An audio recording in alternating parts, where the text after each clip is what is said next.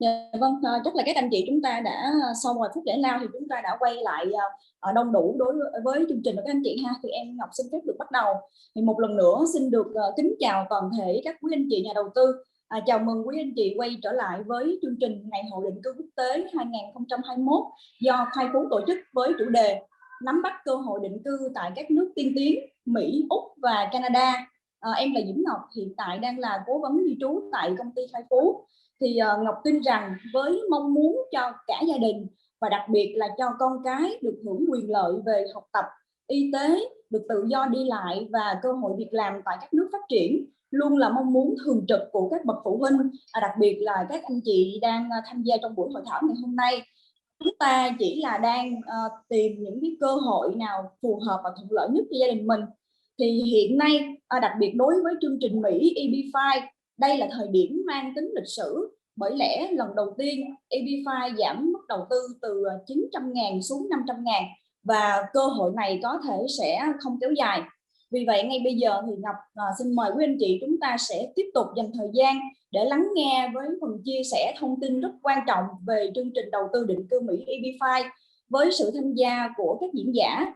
Đó Jeff Kisser, chuyên mảng gây quỹ đầu tư EB5 cao cấp tại Private Capital. Ông sẽ giúp chúng ta biết được những điểm mạnh của dự án khách sạn Marriott Joseph Nashville và giải thích vì sao đây là dự án an toàn cho thẻ xanh của quý nhà đầu tư. Phần 2 sẽ là phần trình bày của luật sư di trú Mỹ Phương Lê. Ông là luật sư trưởng văn phòng luật KLD, có nhiều kinh nghiệm đại diện cho các bên trong tất cả quy trình của EB5, bao gồm cả trung tâm vùng, nhà phát triển dự án, đại lý và các nhà đầu tư. KLD cũng đã tư vấn cho các giao dịch tài trợ EB5 với trị giá hơn 2 tỷ đô la.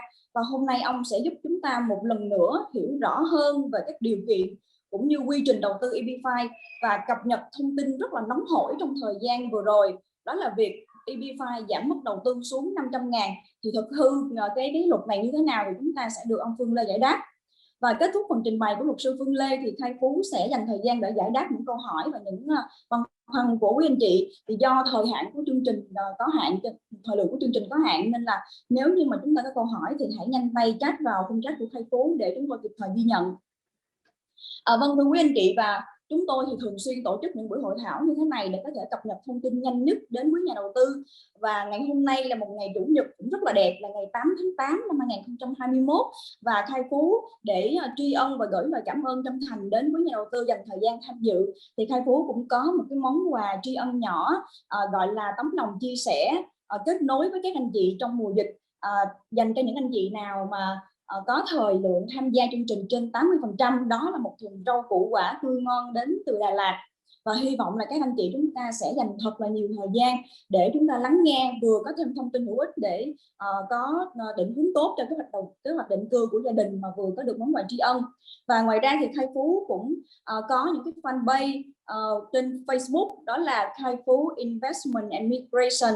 Và chúng tôi cũng có kênh YouTube thì thường xuyên cập nhật những cái thông tin rất là mới về các chương trình Mỹ, Úc, Canada, Châu Âu, có những cái luật thay đổi nào, hoặc là thậm chí có những anh chị khách hàng nào thành công và sẵn sàng chia sẻ những kinh nghiệm cho các anh chị đi sau, thì chúng tôi đều thường xuyên cập nhật. Nên là các anh chị hãy like fanpage và subscribe, đăng ký trên kênh YouTube để chúng ta sẽ là những nhà đầu tư nhận được thông tin nhanh nhất trên thị trường các anh chị nhé.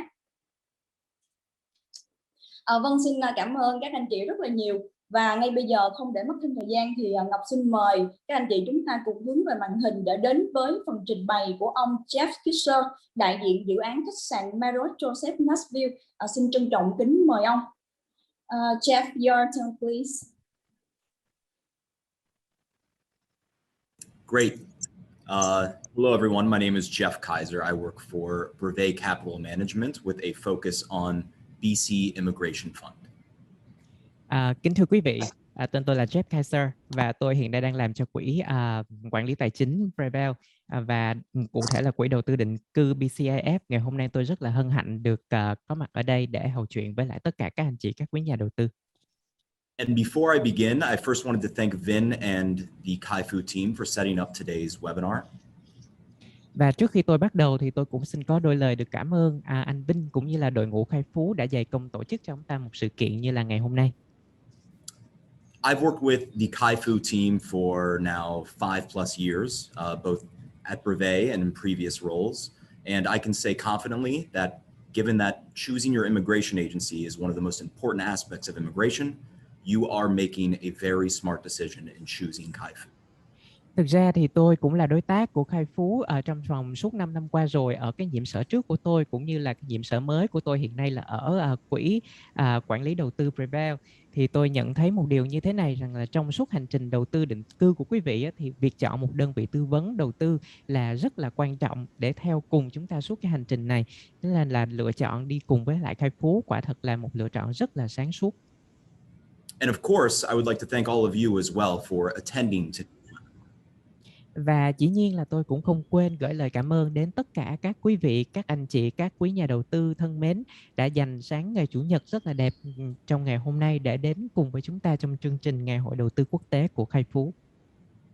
Obviously, given the circumstances, we would have preferred to have met in person, but given the circumstances, I'm really blessed that we're able to connect and meet virtually.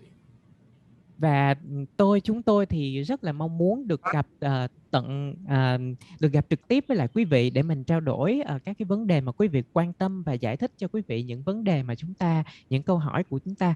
Nhưng mà với cái tình hình dịch Covid ngày hôm nay thì thực ra là việc tổ chức một cái sự kiện mà trực tuyến như thế này để được gặp quý vị cũng là may mắn lắm rồi. Chúng tôi rất lấy làm hân hạnh. So in just a few minutes, I'm going to present to you the Joseph Hotel project, which is BC Immigration Fund's latest EB5 offering. Như vậy thì trong một vài phút ngắn ngủi sắp tới đây thì tôi sẽ xin trình bày cho quý vị vắn tắt và sơ lược về dự án khách sạn Joseph, là một cái dự án mới nhất trong cái quỹ đầu tư định cư của Prevail trong cái danh mục đầu tư EB5 để quý vị có thể cân nhắc chọn lựa. But before I begin, I first wanted to show you a video which explains Brevet Capital Management as well as how the BC Immigration Fund operates.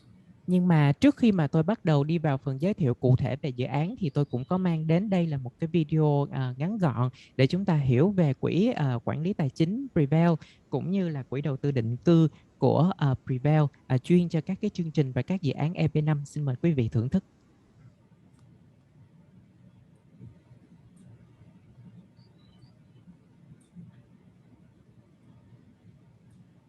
I believe we're going to share the video now. Is that correct?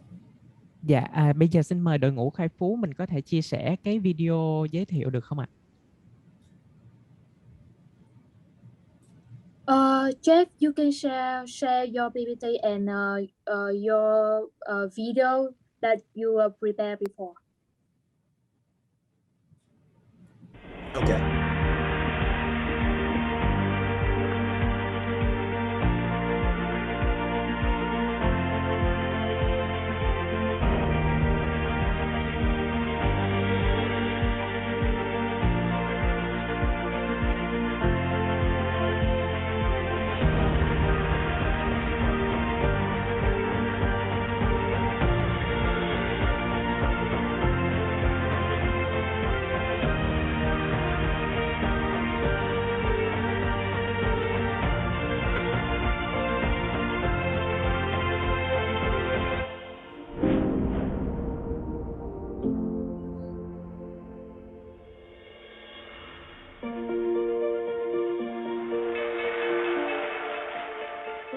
Hi, I'm Doug Monticello. I'm the founder, CEO, and Chief Investment Officer of Brevet Capital.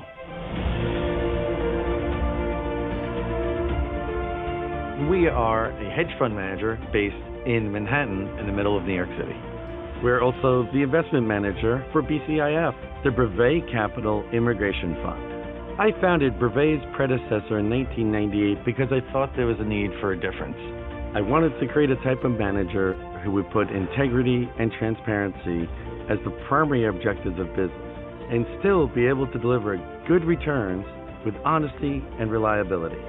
At Brevet, we look to be partners with both our investors and the people we are doing business with. We're doing what we say we do. We manage approximately $1.5 billion today. Over the past 20 years, Brevet and its affiliates have been involved in over $10 billion worth of transactions.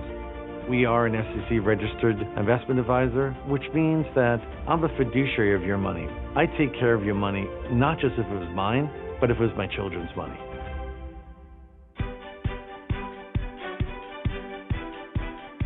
My name is Atin Vaziri, and I'm a managing director at Brevet Capital. I joined Brevet because I felt that Brevet's portfolio model and BCIF's ability to bridge every EB5 project was something that no one else in the industry offered. The single asset model typically requires all investors wait for everyone else to fulfill the visa requirements in order to be paid out, a process that could take up to 15 years or more. In contrast, our portfolio model allows for ongoing subscriptions and redemptions once certain requirements are fulfilled. This allows for greater liquidity in order to get your money out. Furthermore, our projects already have the entire capital stack in place, including the bridge loan for the EB5 portion. Every project is well under construction with a predetermined completion date before we take it to market. We secure completion guarantees and intercreditor agreements with the senior lenders, giving us the right to take over the projects and finish them should there ever be a need. BCIF will fund the projects before asking the EB5 investors to invest. We understand that this is one of the most important decisions a family can go through, and we take that responsibility very seriously.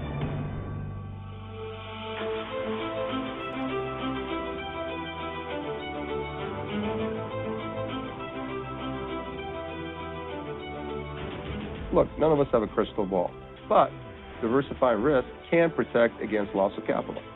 As an investor, if you choose one project, all of your risk lies within that one project. Brevet has been structuring transactions since 1998, and we understand the benefits of a diversified portfolio. We offer an investment that is diverse across geography, the type of property, and the stage at which those projects are completed. This matters because your risk is spread across a larger number of transactions versus just one project. We are choosing just the best projects because we are making investments that we want to make for ourselves. Cho nên bên con nói mẹ cái con gà nào mà We, để like mà you, kho want gừng to á, work with thì nói trusted mẹ lấy con lớn advisors to complement our team and to verify con everything lớn we're nhất doing. kho. We have brought in third parties that are independent of Brevet to help us with the real estate operations, double-checking and verifying every aspect of construction and every aspect of the money handling. We also work with several major top immigration attorneys. And for financial transparency, investors receive annual financials audited by BDL, an internationally recognized accounting firm. I'm very proud of what the team has done and what we have achieved together. We at Brevet thank you and your family for putting your trust in us.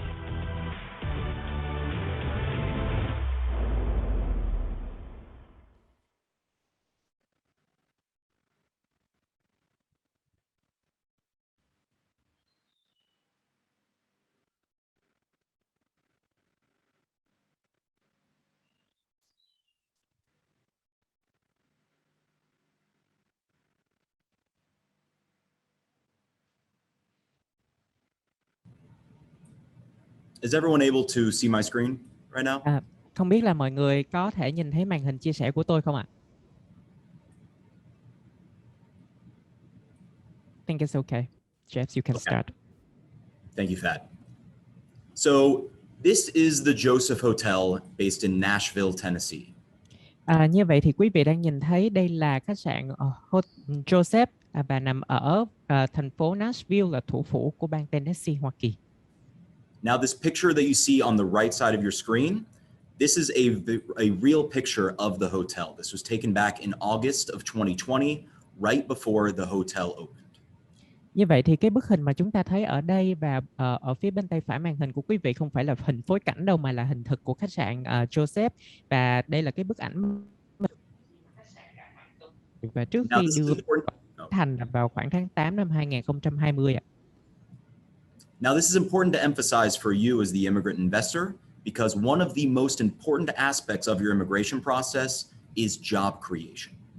Như vậy thì một trong những cái điều quan trọng nhất khi mà chúng ta xem xét một cái dự án đầu tư định cư vào Hoa Kỳ theo diện EB5 là chúng ta xem là cái dự án đó đã tạo ra được bao nhiêu công ăn việc làm. You need to create at least 10 jobs in order for you to get your green card. And given how far along we are, the hotel has already opened. It's been completely built. All of these jobs should have already been created. Như vậy thì đối với lại một cái suất đầu tư theo diện EB5 này đó thì là cái yêu cầu chung của Sở Di trú Hoa Kỳ là mỗi cái suất đầu tư như thế phải tạo ra là ít nhất là 10 công ăn việc làm thì chúng ta mới có thể đạt được một trong các điều kiện để có thẻ xanh. Như vậy thì với cái dự án là khách sạn Joseph này thì chúng ta đã hoàn tất rồi. Thành ra là nó cũng đã đưa vào hoạt động và vận hành rồi. Thành ra là quý vị có thể an tâm rằng cái yêu cầu về đáp ứng 10 công ăn việc làm này đã được đáp ứng. More importantly, the hotel has already been pre-approved by USCIS. It has gotten its I-924. Và một cái điều quan trọng hơn nữa, đây là và đầu tư Hoa Kỳ đã duyệt thông qua cái đơn là I-924 đã được phê duyệt cho dự án để trở thành cái trung tâm vùng. Now I'm going to get into what all this means in a little bit, but before that, I want to reiterate some of the points that were mentioned in the video, particularly an introduction about Brevet and BC Immigration Fund. Như vậy thì tôi sẽ trong cái bài trình bày của tôi thì tôi sẽ đưa cho quý vị một số những cái thông tin chi tiết về dự án để chúng ta cân nhắc, nhưng mà trước đó thì sẽ có một vài slide tôi giới thiệu về quỹ đầu tư quản lý tài sản Prevail cũng như là quỹ đầu tư định cư BCIF.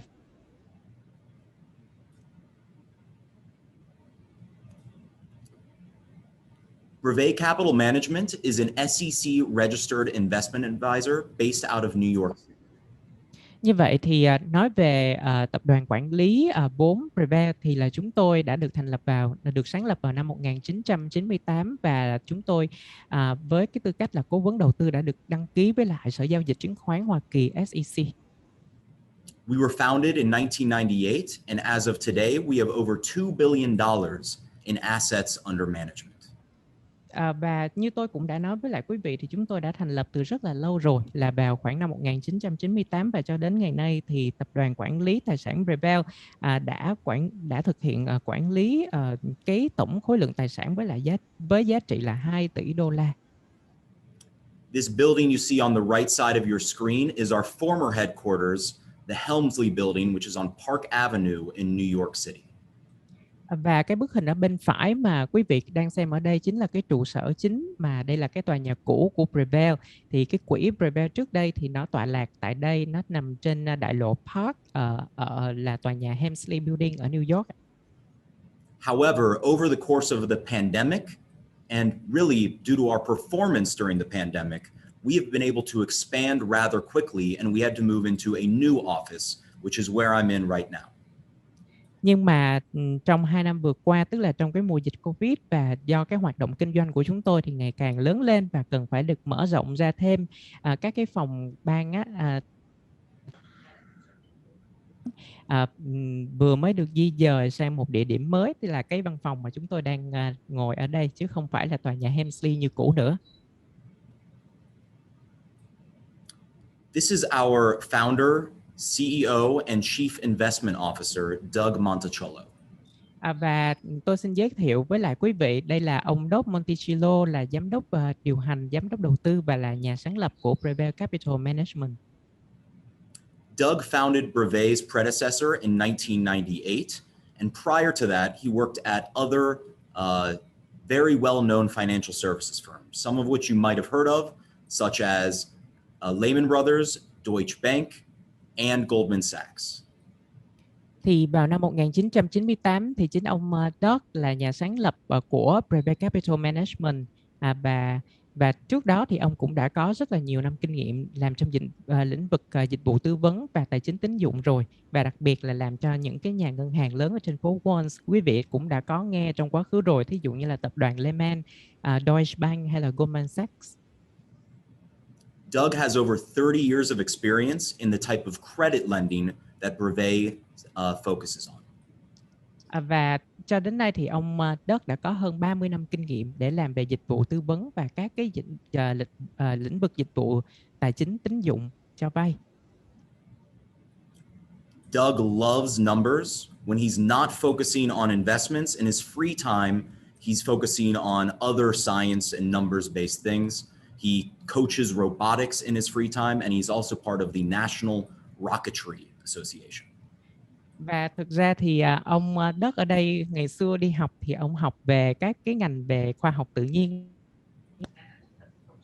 Nếu mà không có làm cho lĩnh vực tài chính thì trong thời gian rảnh của ông là ông sẽ tập trung về những cái quan tâm, thí dụ như là huấn luyện người máy rồi là cái ngành robotics. Và thực ra thì ông Đất ở đây cũng là thành viên của Hiệp hội tên lửa quốc gia Hoa Kỳ. Doug has a favorite motto, which has become Brevet's motto, and that is, we do what we say we do. Và một cái câu châm ngôn mà ông Đất hay nói, và cũng như đó là cái tinh thần làm việc của tập đoàn quản lý tài sản Brevet, đó là nói là làm. Now, when you invest with the Joseph Hotel, you're not just investing in a single asset. You're investing in a portfolio of assets. Như vậy thì khi mà chúng ta đầu tư vào khách sạn Joseph này thì chúng ta không chỉ đầu tư vào một cái tài sản duy nhất, mà chúng ta đang đưa cái khoản đầu tư của mình vào một cái danh mục tài sản. By diversifying your investment across a portfolio of assets, Brevet is able to mitigate the risk associated with your investment. Như vậy thì khi mà chúng tôi trải cái khoản đầu tư của quý vị ra trên một cái danh mục tài sản như thế thì chúng tôi cũng hạn chế lại cái rủi ro As of now, quỹ của BCIF. As of now, the BCIF portfolio consists of 5 separate projects. Quỹ BCIF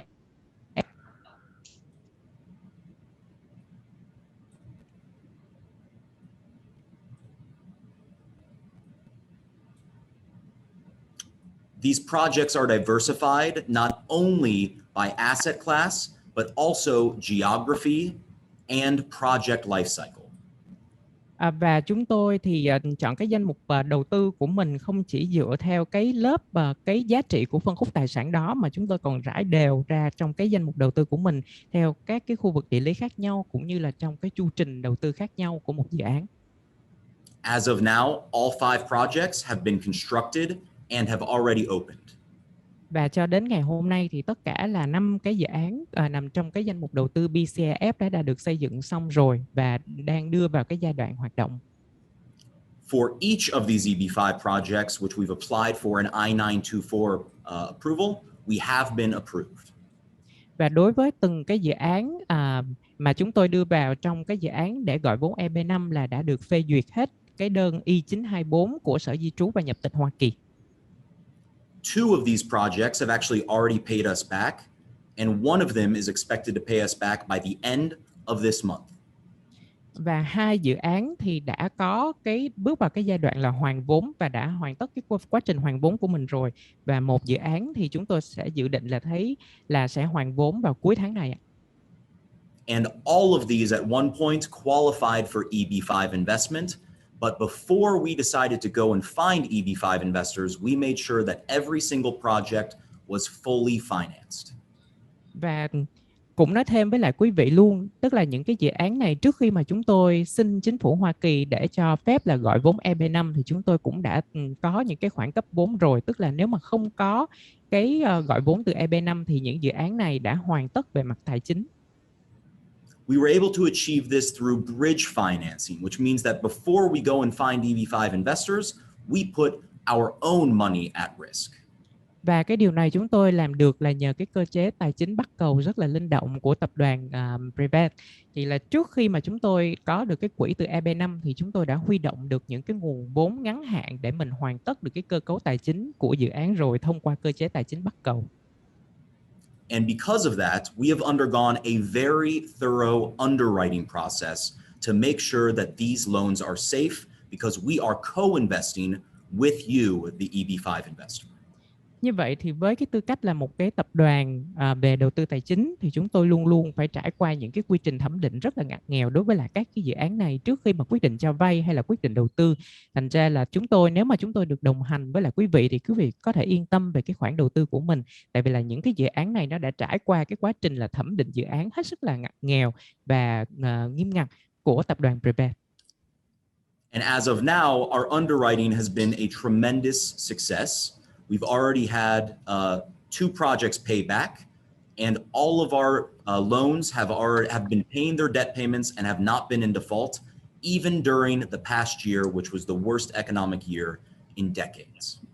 Và thông qua cái quá trình mà thẩm định hết sức là nghiêm ngặt của tập đoàn Prevail thì chúng tôi cũng rất là tự hào rằng là tất cả những cái dự án mà thông qua những cái bước thẩm định của chúng tôi á, thì hiện nay đều là những cái dự án thành công và có cái tỷ suất sinh lợi rất là lớn. Như là tôi vừa mới giới thiệu là 2 dự án nó đã hoàn tất cái quá trình hoàn trả lại cái tiền vốn đầu tư rồi, và tất cả những cái dự án còn lại thì đều có trả nợ gốc và lãi đúng hạn, và không có cái dự án nào là lâm vào tình trạng là nợ xấu hoặc là vỡ nợ cả.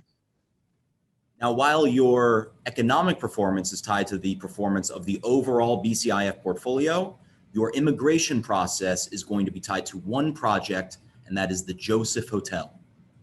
Như vậy thì nếu như mà chúng ta đầu tư cùng với lại chúng tôi, tức là mình sẽ để cái khoản vốn đầu tư của mình vào quỹ BCIF, thì nó đã được bảo đảm rất là nhiều các cái rủi ro. Nhưng mà còn cái tình trạng nhập cư của quý vị á, thì nó sẽ chỉ phụ thuộc vào một cái dự án duy nhất thôi, đó là dự án khách sạn Joseph.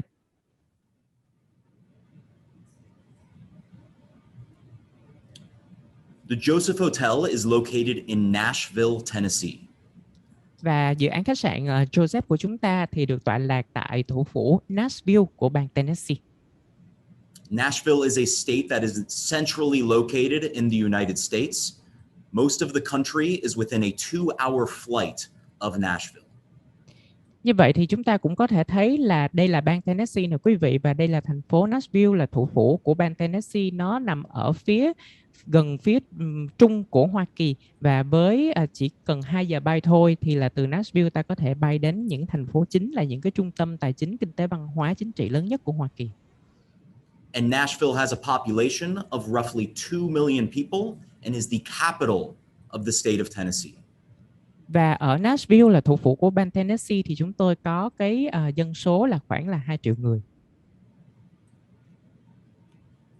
Nashville throughout the United States is known as the Music City. Và thành phố Nashville thì nổi tiếng ở khắp lãnh thổ Hoa Kỳ với cái tên gọi là gì quý vị có biết không? Đây là quê hương của âm nhạc.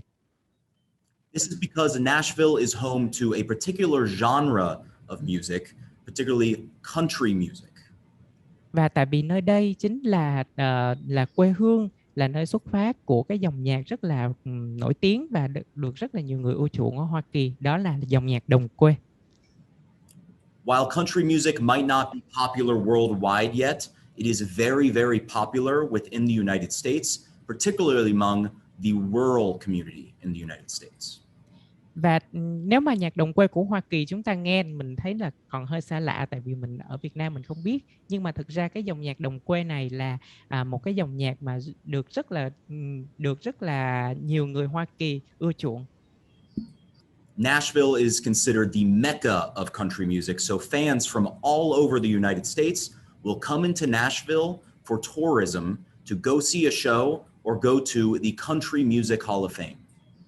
Và Nashville có thể được xem như là một thánh địa của nhạc đồng quê Hoa Kỳ, là nơi phát tích của những cái dòng nhạc đồng quê nổi trội trong cái xu hướng âm nhạc chính của Hoa Kỳ ngày nay. Và rất là đông đảo người hâm mộ trên toàn bộ Hoa Kỳ đến Nashville không chỉ để là du lịch hay là còn để khám phá thêm cái nôi của nhạc đồng quê, và họ còn đến đây để thăm cái khu lưu niệm, tức là cái bảo tàng truyền thống của nhạc đồng quê của Hoa Kỳ.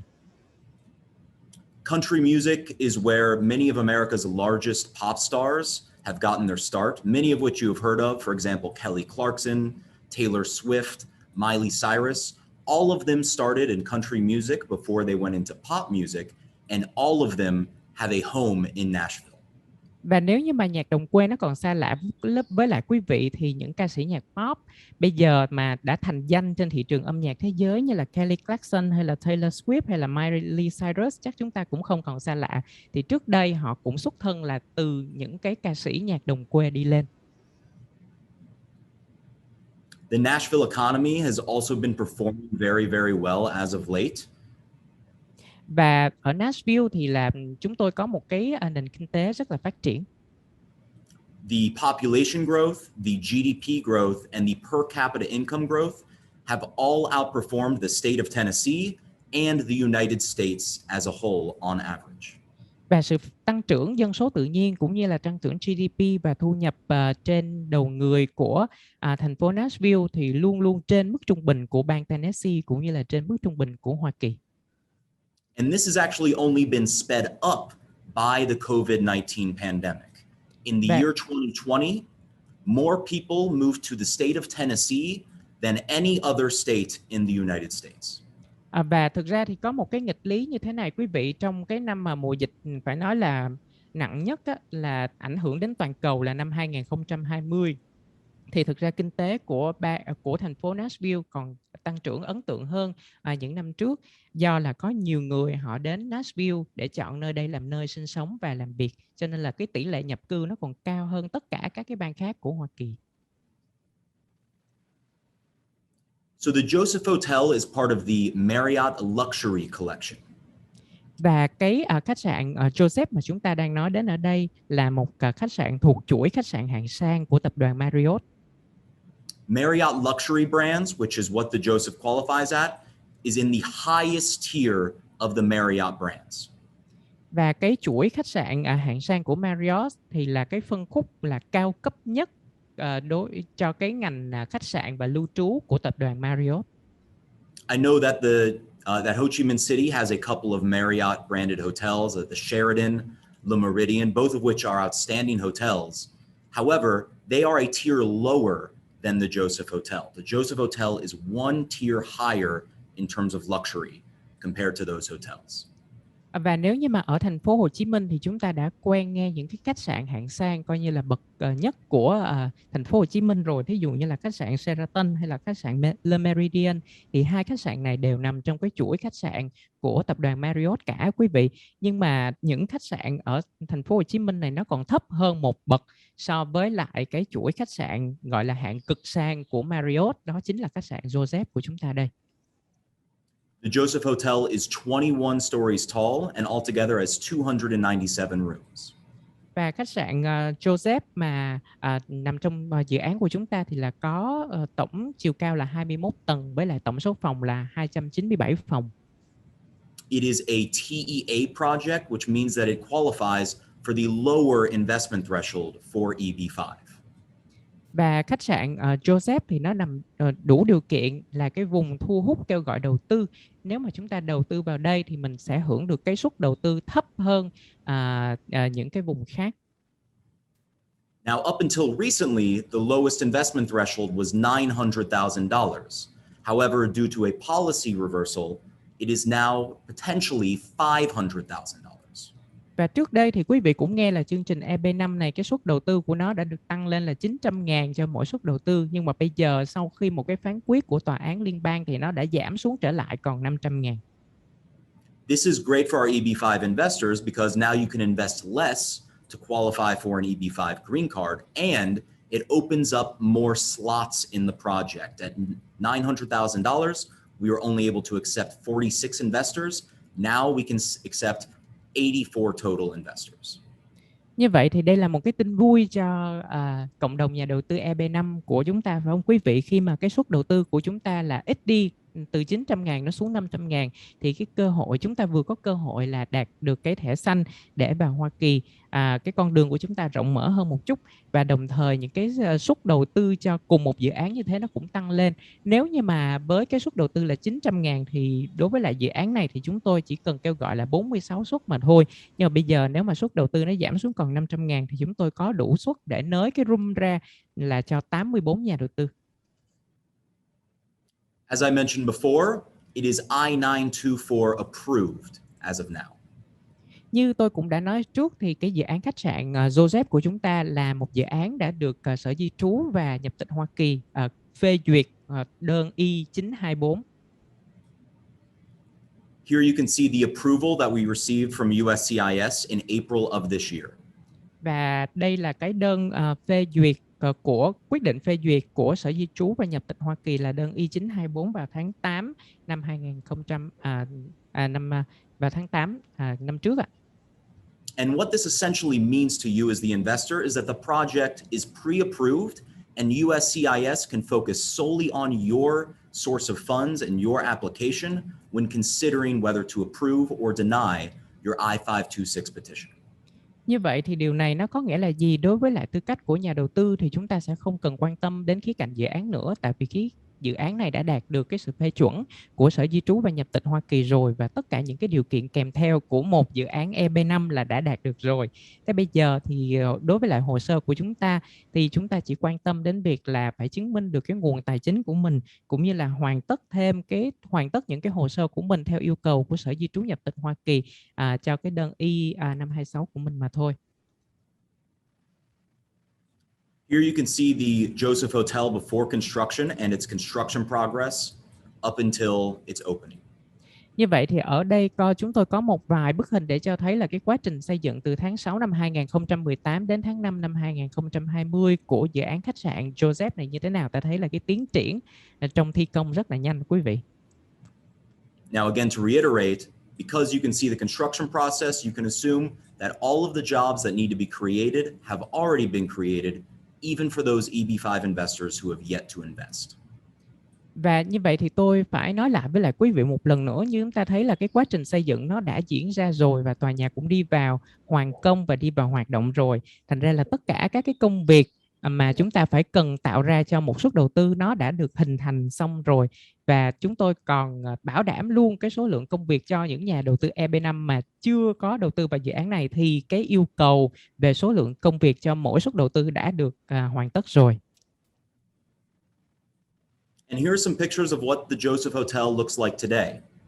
Và đây là một số những cái bức ảnh mà chúng tôi chụp bên trong những cái không gian cũng như là các cái sảnh chính của khách sạn Joseph cho quý vị xem. Here you can see a picture of the lobby, one of the rooms, and then down here is Yolan, which is a fine dining establishment. It's the highest rated Italian restaurant in Nashville, and it is located at the floor of the hotel.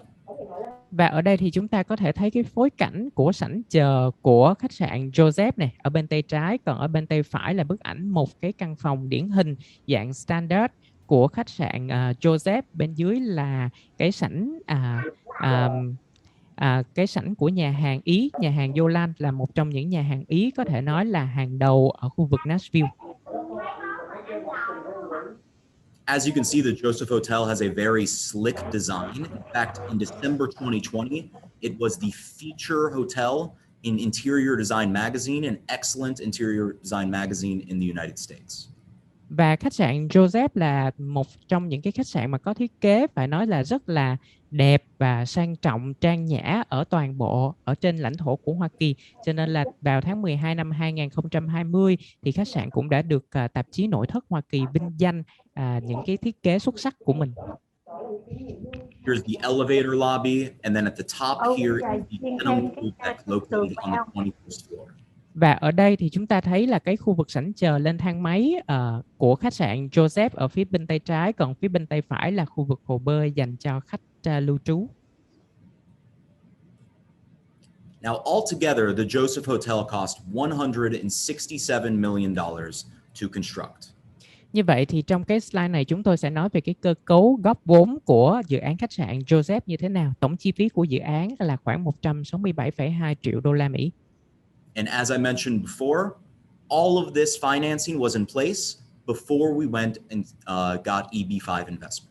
Và toàn bộ cái tổng mức chi phí dự án này, tức là 167,2 triệu đô la này đã được cấp vốn, tức là đã được cấp vốn hoàn chỉnh trước khi mà chúng tôi gọi vốn vay của quỹ EB5. The brevet mezz loan portion made up roughly 25%. Trong đó thì cái cơ cấu khoản vay tạm thời của EB5 đến từ tập đoàn Brevel là 25,11%. At $42 million, we can accept between 46 total EB5 investors and 84 total EB5 investors, depending on the investment amount. Như vậy thì đây là cái khoản vay tạm thời được trích ra từ quỹ của tập đoàn Prevail, thì chúng tôi đã cấp vốn cho dự án để dự án có thể triển khai, và cái khoản này thì sau đó chúng tôi sẽ vay lại của quỹ EB5. thì đối với là 25,11% cái trong tổng cái giá trị của dự án, tổng chi phí của dự án này đó, thì là chúng tôi sẽ dự định là mở ra là 46 slot 900.000, hoặc là bây giờ nếu mà cái slot của chúng ta giảm xuống còn 500.000 thì có thể mở ra là 84 slot, 84 suất đầu tư. The rest of the financing came from a construction loan and developer and partner equity in the project. Và cái khoản vốn còn lại, tức là 75% vốn còn lại, thì nó sẽ đến từ vốn chủ sở hữu của tập đoàn Prevail cũng như là các cái khoản vay cao cấp. So in order for you to get your green card, again, one of the most important aspects is the job creation component of the project. Như vậy thì tôi chỉ xin muốn nhắc lại với lại quý vị thôi, một trong những cái điều kiện tiên quyết để chúng ta có thể có thẻ xanh theo chương trình EP5 này là mỗi cái suất đầu tư của quý vị phải có khả năng là tạo ra ít nhất là 10 công ăn việc làm cho người dân Mỹ. So if we are looking for 46 total investors and each investor needs to create at least 10 jobs in order to qualify for a green card, that means that we need to create at least 460 jobs from this project. Như vậy thì đối với lại cái suất đầu tư cũ của chúng ta là 900.000 thì chúng tôi có 46 suất, mà mỗi suất thì yêu cầu tối thiểu là phải có 10 công ăn việc làm, thì nhân lên thì mình phải, thì cái dự án này theo cái suất đầu tư cũ là phải có khả năng là tạo ra là 460 công ăn việc làm, phải không ạ? So we hired a third-party company called Vermilion Consulting to look into our project and determine just how many jobs we were going to be creating. Thế thì để mà chúng tôi có thể tính toán được số công việc chính xác mà dự án có thể tạo ra thì chúng tôi cũng không có tự đá bóng, tự thổi còi, mà mình mời một cái tập đoàn kiểm toán độc lập, tức là công ty Vermilion này đi vào. Thế thì kiểm toán Vermilion người ta sẽ dựa trên những cái số liệu của dự án để người ta tính ra là dự án đã tạo ra được bao nhiêu công ăn việc làm một cách độc lập. And what they found is that our project should create roughly 3,046 jobs. Như vậy thì sau khi mà kiểm toán Vermilion người ta tiến hành là kiểm toán đối với lại dự án về cái số lượng công ăn việc làm tạo ra, thì người ta nhận thấy rằng là dự án của chúng tôi có thể tạo ra được là 3.046 việc làm. Now what this means is that instead of just creating the 10 jobs that are required for the investor, we should be creating roughly 66 jobs per investor. Như vậy thì điều này cũng có nghĩa là thay vì là chỉ tạo ra là 10 công ăn việc làm theo cái quy định của Sở Di trú và Nhập tịch Hoa Kỳ cho mỗi suất đầu tư EP5, thì chúng tôi còn vượt hơn như thế rất là nhiều, tức là mỗi suất đầu tư 900.000 chúng tôi có khả năng là đã tạo ra là 66 công ăn việc làm rồi. And most of these jobs should already be available. We're just waiting for an EB5 investor to invest to claim those jobs. Và một cái điều rất là may mắn nữa là khi mà chúng ta đầu tư vào dự án Joseph này thì toàn bộ các công ăn việc làm nó đã được tạo ra rồi và nó nằm trên hồ sơ sổ sách giấy tờ, có giấy tờ chứng minh hẳn hoi. Nó chỉ chờ nhà đầu tư EB5 vào lấy mỗi suất như thế là bao nhiêu công việc để đi claim lại cho Sở Di trú Nhập tịch Hoa Kỳ là xong. So this is my final slide, and I want to use it to summarize what I believe are some of the strengths of our project. Và đây là cái slide cuối cùng của tôi trong phần trình bày rất là ngắn này, thì tôi chỉ muốn tổng kết lại một số những cái ý chính về dự án Joseph của chúng ta mà thôi. Through my career in EB5, I've met with hundreds and hundreds of EB5 investors, and what I found is that most EB5 investors are really only interested in two things. Và thực ra thì quý vị, để chia sẻ với lại quý vị điều này, trong cái quá trình mà chúng tôi làm cái dự án EP5 từ trước đây của tôi luôn á, là mấy chục năm kinh nghiệm của tôi, thì chúng tôi thấy là đã làm việc hơn cả trăm nhà đầu tư rồi, và người ta chỉ quan tâm đến hai vấn đề mà thôi. The first thing is, will this project allow me to obtain a green card? Điều thứ nhất đó là dự án này có cho phép tôi đạt được thẻ xanh hay không? And the second thing is, once everything is said and done, will I be able to recover my investment? Và cái điều thứ hai là sau khi mà tôi có thẻ xanh rồi và hoàn tất hết tất cả những cái điều kiện về đầu tư định cư rồi, thì tôi có được hoàn vốn đầu tư hay không? Brevet believes that we do these two things very, very well with the Joseph Hotel. Và với cái tư cách là tập đoàn quản lý tài sản Prevail thì chúng tôi tin chắc rằng là hai điều kiện này chúng tôi có thể hoàn thành một cách xuất sắc cho quý nhà đầu tư ở đây. Firstly, the project was fully financed, has already been completed, and is already opened, meaning that the jobs have already been created. Và cái điều thứ nhất đó là cái thẻ xanh của chúng ta, tức là dự án này nó đã được cấp vốn toàn phần, nó đã xong cái phần hoàn công rồi, và thực ra thì khách sạn Joseph đang đi vào cái giai đoạn hoạt động và tất cả những cái công việc đã được tạo ra hết rồi. It is a TEA project, which means it likely qualifies for the $500,000 investment amount. Và khách sạn Joseph thì nó nằm trong cái vùng khuyến khích đầu tư của chính phủ Hoa Kỳ nữa, cho nên là mỗi suất đầu tư của chúng ta sẽ được rất là ưu đãi ở mức 500.000 là cái ngưỡng thấp. And then on top of that, USCIS has already looked at all of our project information and they've given us the pre-approval on this project. Và một cái điều kiện về pháp lý cũng rất là quan trọng đối với lại những cái dự án kêu gọi đầu tư EB5 nữa, tức là chúng tôi đã qua cái quá trình thẩm định và phê duyệt và có quyết định của Sở Di trú và Nhập tịch Hoa Kỳ phê chuẩn cái đơn I-924 cho dự án của chúng tôi. So if you take all of these components of a very strong immigration project and you pair it with the experience and expertise of an SEC registered investment advisor, you're going to get a number of benefits. Như vậy thì khi mà chúng ta lấy tất cả những cái điểm mạnh của một dự án đầu tư định cư như là dự án khách sạn Joseph đây và kết hợp với lại cái kiến thức chuyên môn, kinh nghiệm và thâm niên trong quản lý tài chính của một cái tập đoàn là tập đoàn Preve đã được đăng ký với lại Sở Chứng khoán của Hoa Kỳ, quý vị thấy là cái dự án của chúng ta nó chắc chắn đến mức nào? Firstly, you're going to get the benefit of diversification, which mitigates the risk associated with your investment. Đầu tiên là chúng ta có rất là nhiều quyền lợi, tức là khi mà chúng ta đầu tư cái khoản đầu tư của mình vào trong cái quỹ BCAF á, thì là chúng ta đang đầu tư vào một danh mục có nhiều tài sản khác nhau chứ không chỉ là một dự án, thành ra là cái rủi ro của ta là rất là thấp. And then secondly, you get a very, very thorough due diligence into the project in our underwriting, because we are investing with you as the EB5 investor. Và thứ hai nữa là khi mà quý vị đầu tư vào trong dự án này thì đây là một cái dự án mà chúng tôi sẽ cùng đầu tư với lại quý vị, và chúng tôi là quỹ quản lý tài sản Prevail, cho nên là chúng tôi có những cái quy trình tài chính rất là nghiêm ngặt trong việc là thẩm định mà một cái dự án như thế nào, thành ra là quý vị an tâm về cái khoản đầu tư của mình.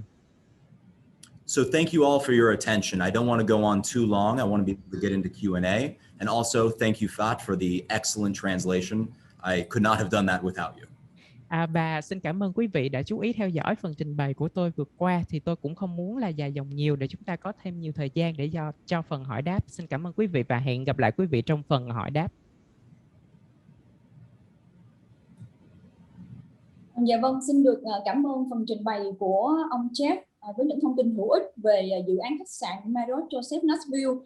Và một lần nữa thì xin mời các anh chị, trước khi đến với phần trình bày của luật sư thì chúng ta sẽ cùng xem lại những cái hình ảnh video chân thực về dự án khách sạn Marriott Joseph Nashville, một khách sạn 5 sao nằm trong chuỗi Luxury Collection được xây dựng và quản lý bởi tập đoàn khách sạn Marriott International rất danh tiếng, và khách sạn cũng đã khai trương và hoạt động vào tháng 8 năm ngoái. Khách sạn cũng đã có một cái website để có thể book phòng đối với các khách du lịch rồi ạ. Nên là đây là một dự án Khai Phú đánh giá là rất an toàn để giúp cho các nhà đầu tư có được tấm thẻ xanh vĩnh viễn. Vâng, và xin mời các anh chị chúng ta cùng đến với đoạn clip.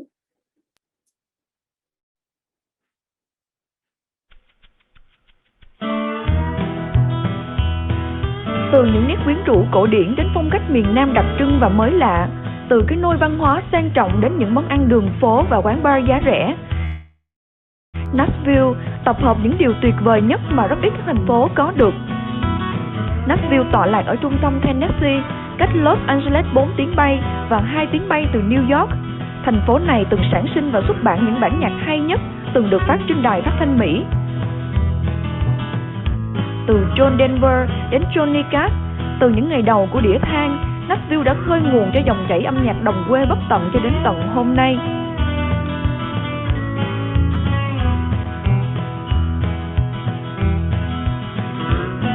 Ngày nay, giới làm nhạc và dân mê nhạc mọi thể loại đổ vào thành phố âm nhạc Mỹ với mong muốn trải nghiệm điều kỳ diệu mang tên âm thanh Nashville. Nhưng chẳng sẽ mất bao lâu để mọi người nhận ra Điều kỳ diệu của thành phố này không chỉ có âm nhạc.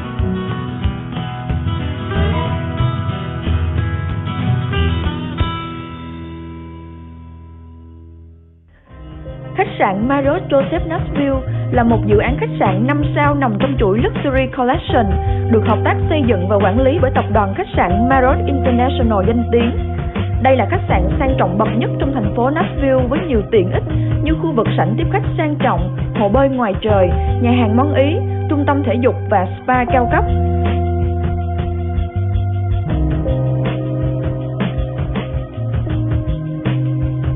Dự án khách sạn Marriott Joseph có 297 phòng tọa lạc tại vị trí đắc địa.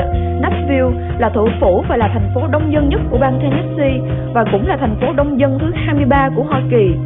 Gần khách sạn là những điểm tham quan nổi tiếng như nhà thi đấu Bristol, thính phòng Grumman và bảo tàng Johnny Cash. Sân bay gần nhất là sân bay quốc tế Nashville, cách khách sạn chỉ 10 km. Dự án khách sạn Marriott Joseph Nashville có nhà tài trợ vốn là quỹ Private Capital uy tín và lâu đời, đã quản lý hơn 1,5 tỷ đô la tài sản và tài trợ 9 dự án cùng 300 đơn I-526 được chấp thuận. Dự án đã hoàn thành và đi vào hoạt động từ tháng 8 năm 2020 với hơn 72%, tương ứng 2.266 suất việc làm được tạo ra trong quá trình xây dựng. 28% còn lại, tương ứng 880 việc làm được tạo ra trong quá trình vận hành. Dự án đã hoàn thành xây dựng, đồng nghĩa với việc số việc làm tạo ra đã đủ cho các nhà đầu tư EB5 và đảm bảo cho thẻ xanh vĩnh viễn trong tương lai. Khách hàng không còn lo lắng gì vì sẽ nhận được thẻ xanh vĩnh viễn 10 năm.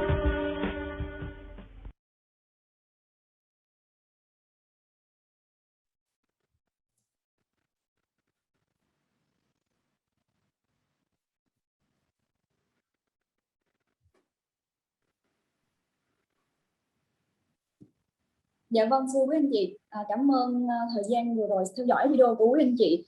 Và ngay bây giờ chúng ta sẽ tiếp tục với phần trình bày của luật sư Phương Lê để ông có thể cập nhật những thông tin mới nhất về chương trình định cư Mỹ EB5.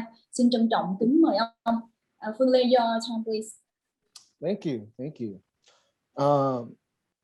Good morning, everybody. And I first like to thank Vin and the Khai Phú team for inviting us to speak today. We appreciate always speaking with you guys and working at your events. So thank you for having us. Xin cảm ơn quý vị rất là nhiều, và lời đầu tiên tôi cũng xin cảm ơn trân trọng cảm ơn đến anh Vinh cùng với lại đội ngũ Khai Phú đã tổ chức cho chúng ta cái chương trình ngày hội đầu tư định cư ngày hôm nay để chúng tôi có dịp để cung cấp những thông tin rất là bổ ích, thú vị đến với lại quý vị về các chương trình đầu tư. We greatly enjoy working with the Khai Phú team. And we're always impressed with how they take care of their clients and their customers. So hopefully everybody here will have that experience in the future as well. Và trong những năm vừa qua thì chúng tôi luôn luôn làm việc với lại đội ngũ Khai Phú, và chúng tôi rất là ấn tượng với cái sự tận tâm và sự chuyên nghiệp của đội ngũ Khai Phú. Tức là các anh chị Khai Phú sẽ đi cùng với lại quý vị trong suốt cái quá trình này, cùng với lại cái kiến thức, kinh nghiệm và chuyên môn cũng như là mạng lưới kết nối của Khai Phú thì sẽ đảm bảo cái hành trình của chúng ta suôn sẻ và sẽ dẫn đến thành công. And certainly, we want to thank everybody else here for personally attending on this Sunday morning. We understand the situation in Vietnam right now is difficult due to COVID, so we appreciate you all taking your time to be here. So hopefully it will be helpful to you. Và hy vọng là trong chương trình ngày hôm nay thì chúng tôi sẽ cung cấp rất là nhiều thông tin lý thú và bổ ích cho quý vị đối với lại các cái chương trình đầu tư này. Xin cảm ơn quý vị đã dành cho chúng tôi một buổi sáng chủ nhật như thế này trong cái mùa dịch rất là khó khăn của chúng ta. Okay, so let's start the presentation. Can everybody see my screen? Dạ, thì bây giờ chắc là tôi sẽ bắt đầu phần trình bày của mình về các cái quy định của chương trình EB5. Không biết là quý vị đã thấy cái màn hình của tôi chưa? No, we haven't seen your screen yet. Okay, let's see.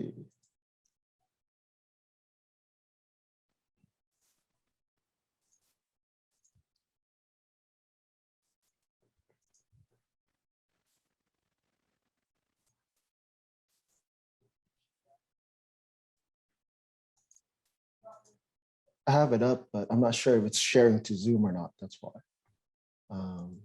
Không biết là tôi đã chia sẻ được màn hình để quý vị xem chưa? Chắc là có một số trục trặc kỹ thuật. Can you hit the share button and you choose your screen? You turn the PowerPoint slideshow first, and then you go to the share button, and click on the application, the PowerPoint application. We haven't seen the share screen from your computer yet. Okay, let's try doing this.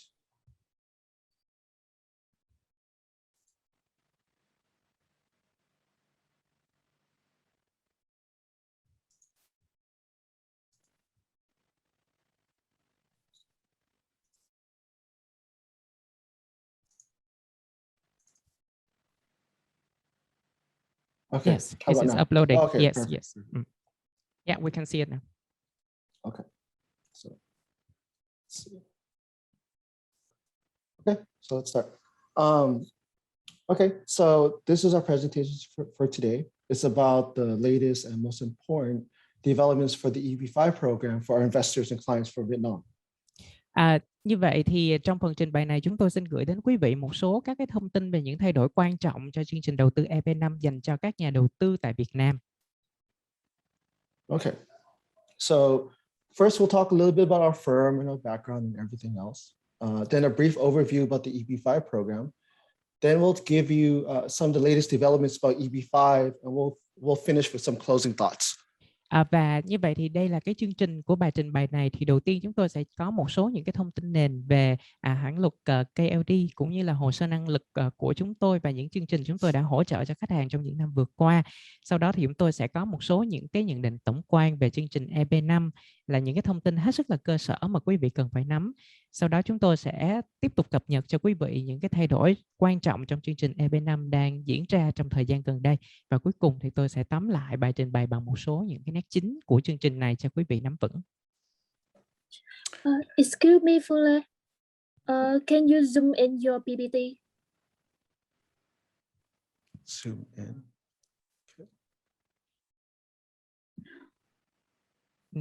I believe that she wants you to turn on the presentation mode. Yes, that's right. Oh, okay. Let's see.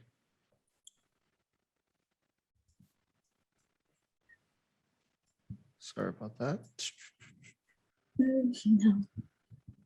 That's not it.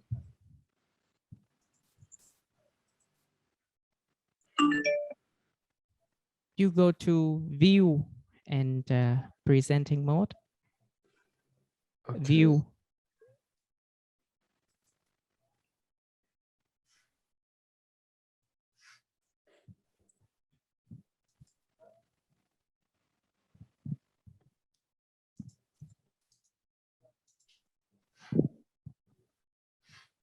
Can you see the view tab? No. Yeah, no, it's being blocked from. I'm sorry about that.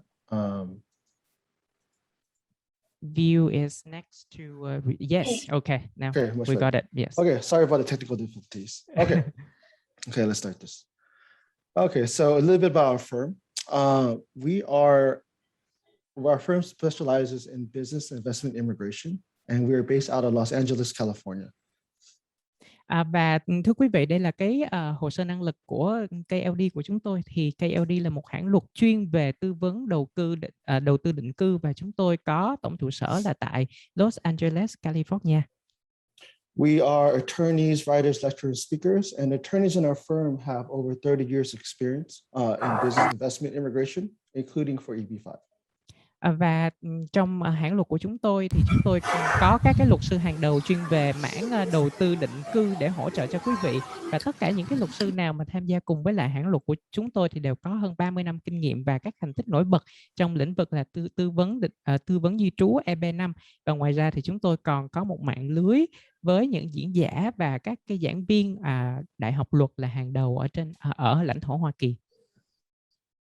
Our clients span all around the world, and they range from local companies up to Fortune 500 companies. And our clients and investors are all around the globe, from China to Korea, Mexico, and of course, Vietnam as well.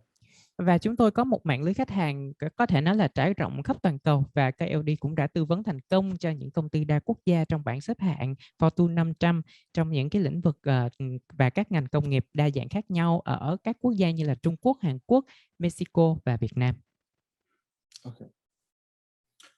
So yeah, this is a little bit about my background and everything else. I have been an attorney for over 14 years, and me and my EB5 team have handled over 2,000 investors, including several hundred families from Vietnam.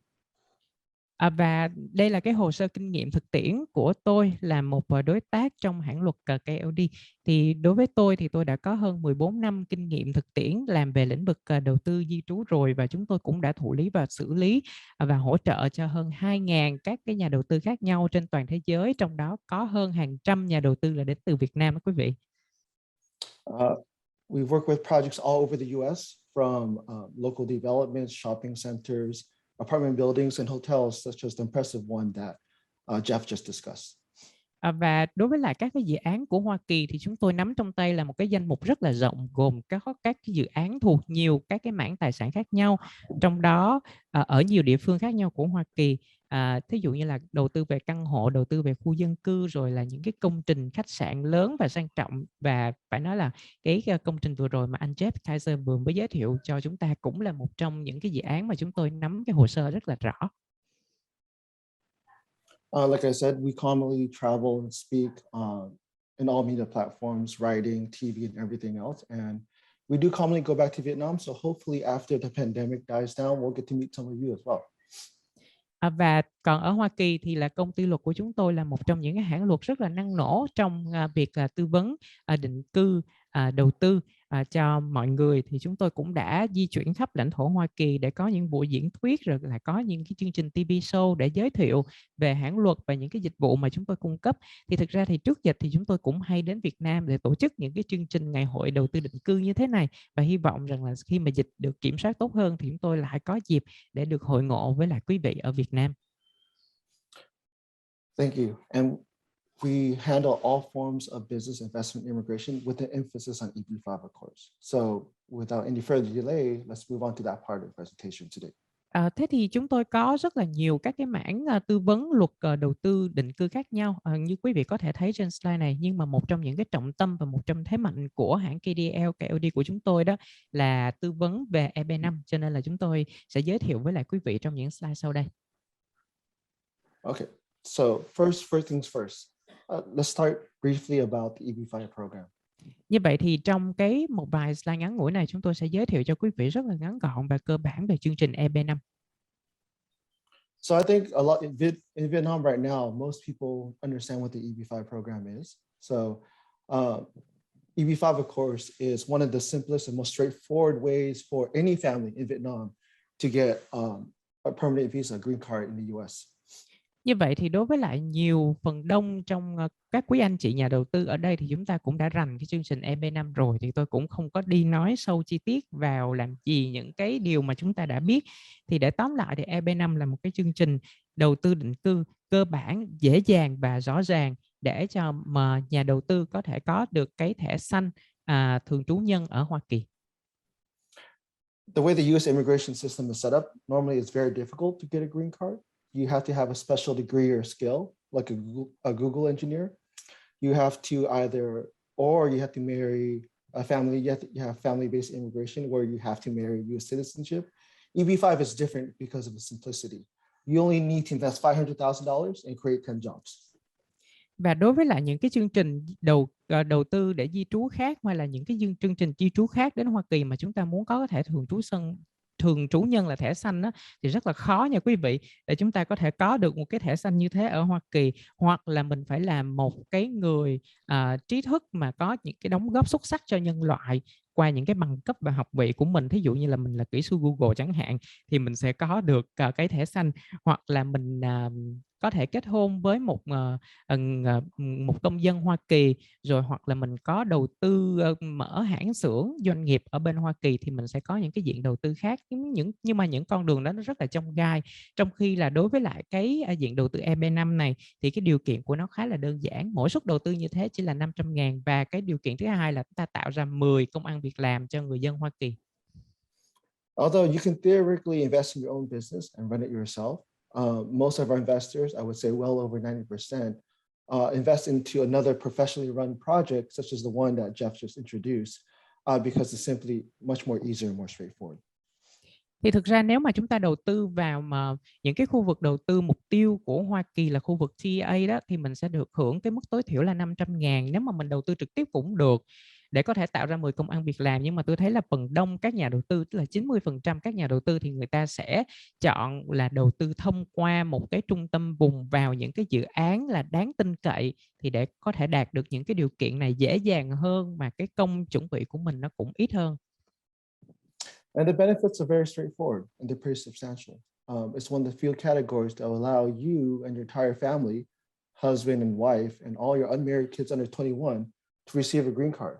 After you're into the US, you can, no matter where your project is located, even if it's in Nashville, you can work anywhere in the US, you can live anywhere in the US, you can go to school anywhere in the US.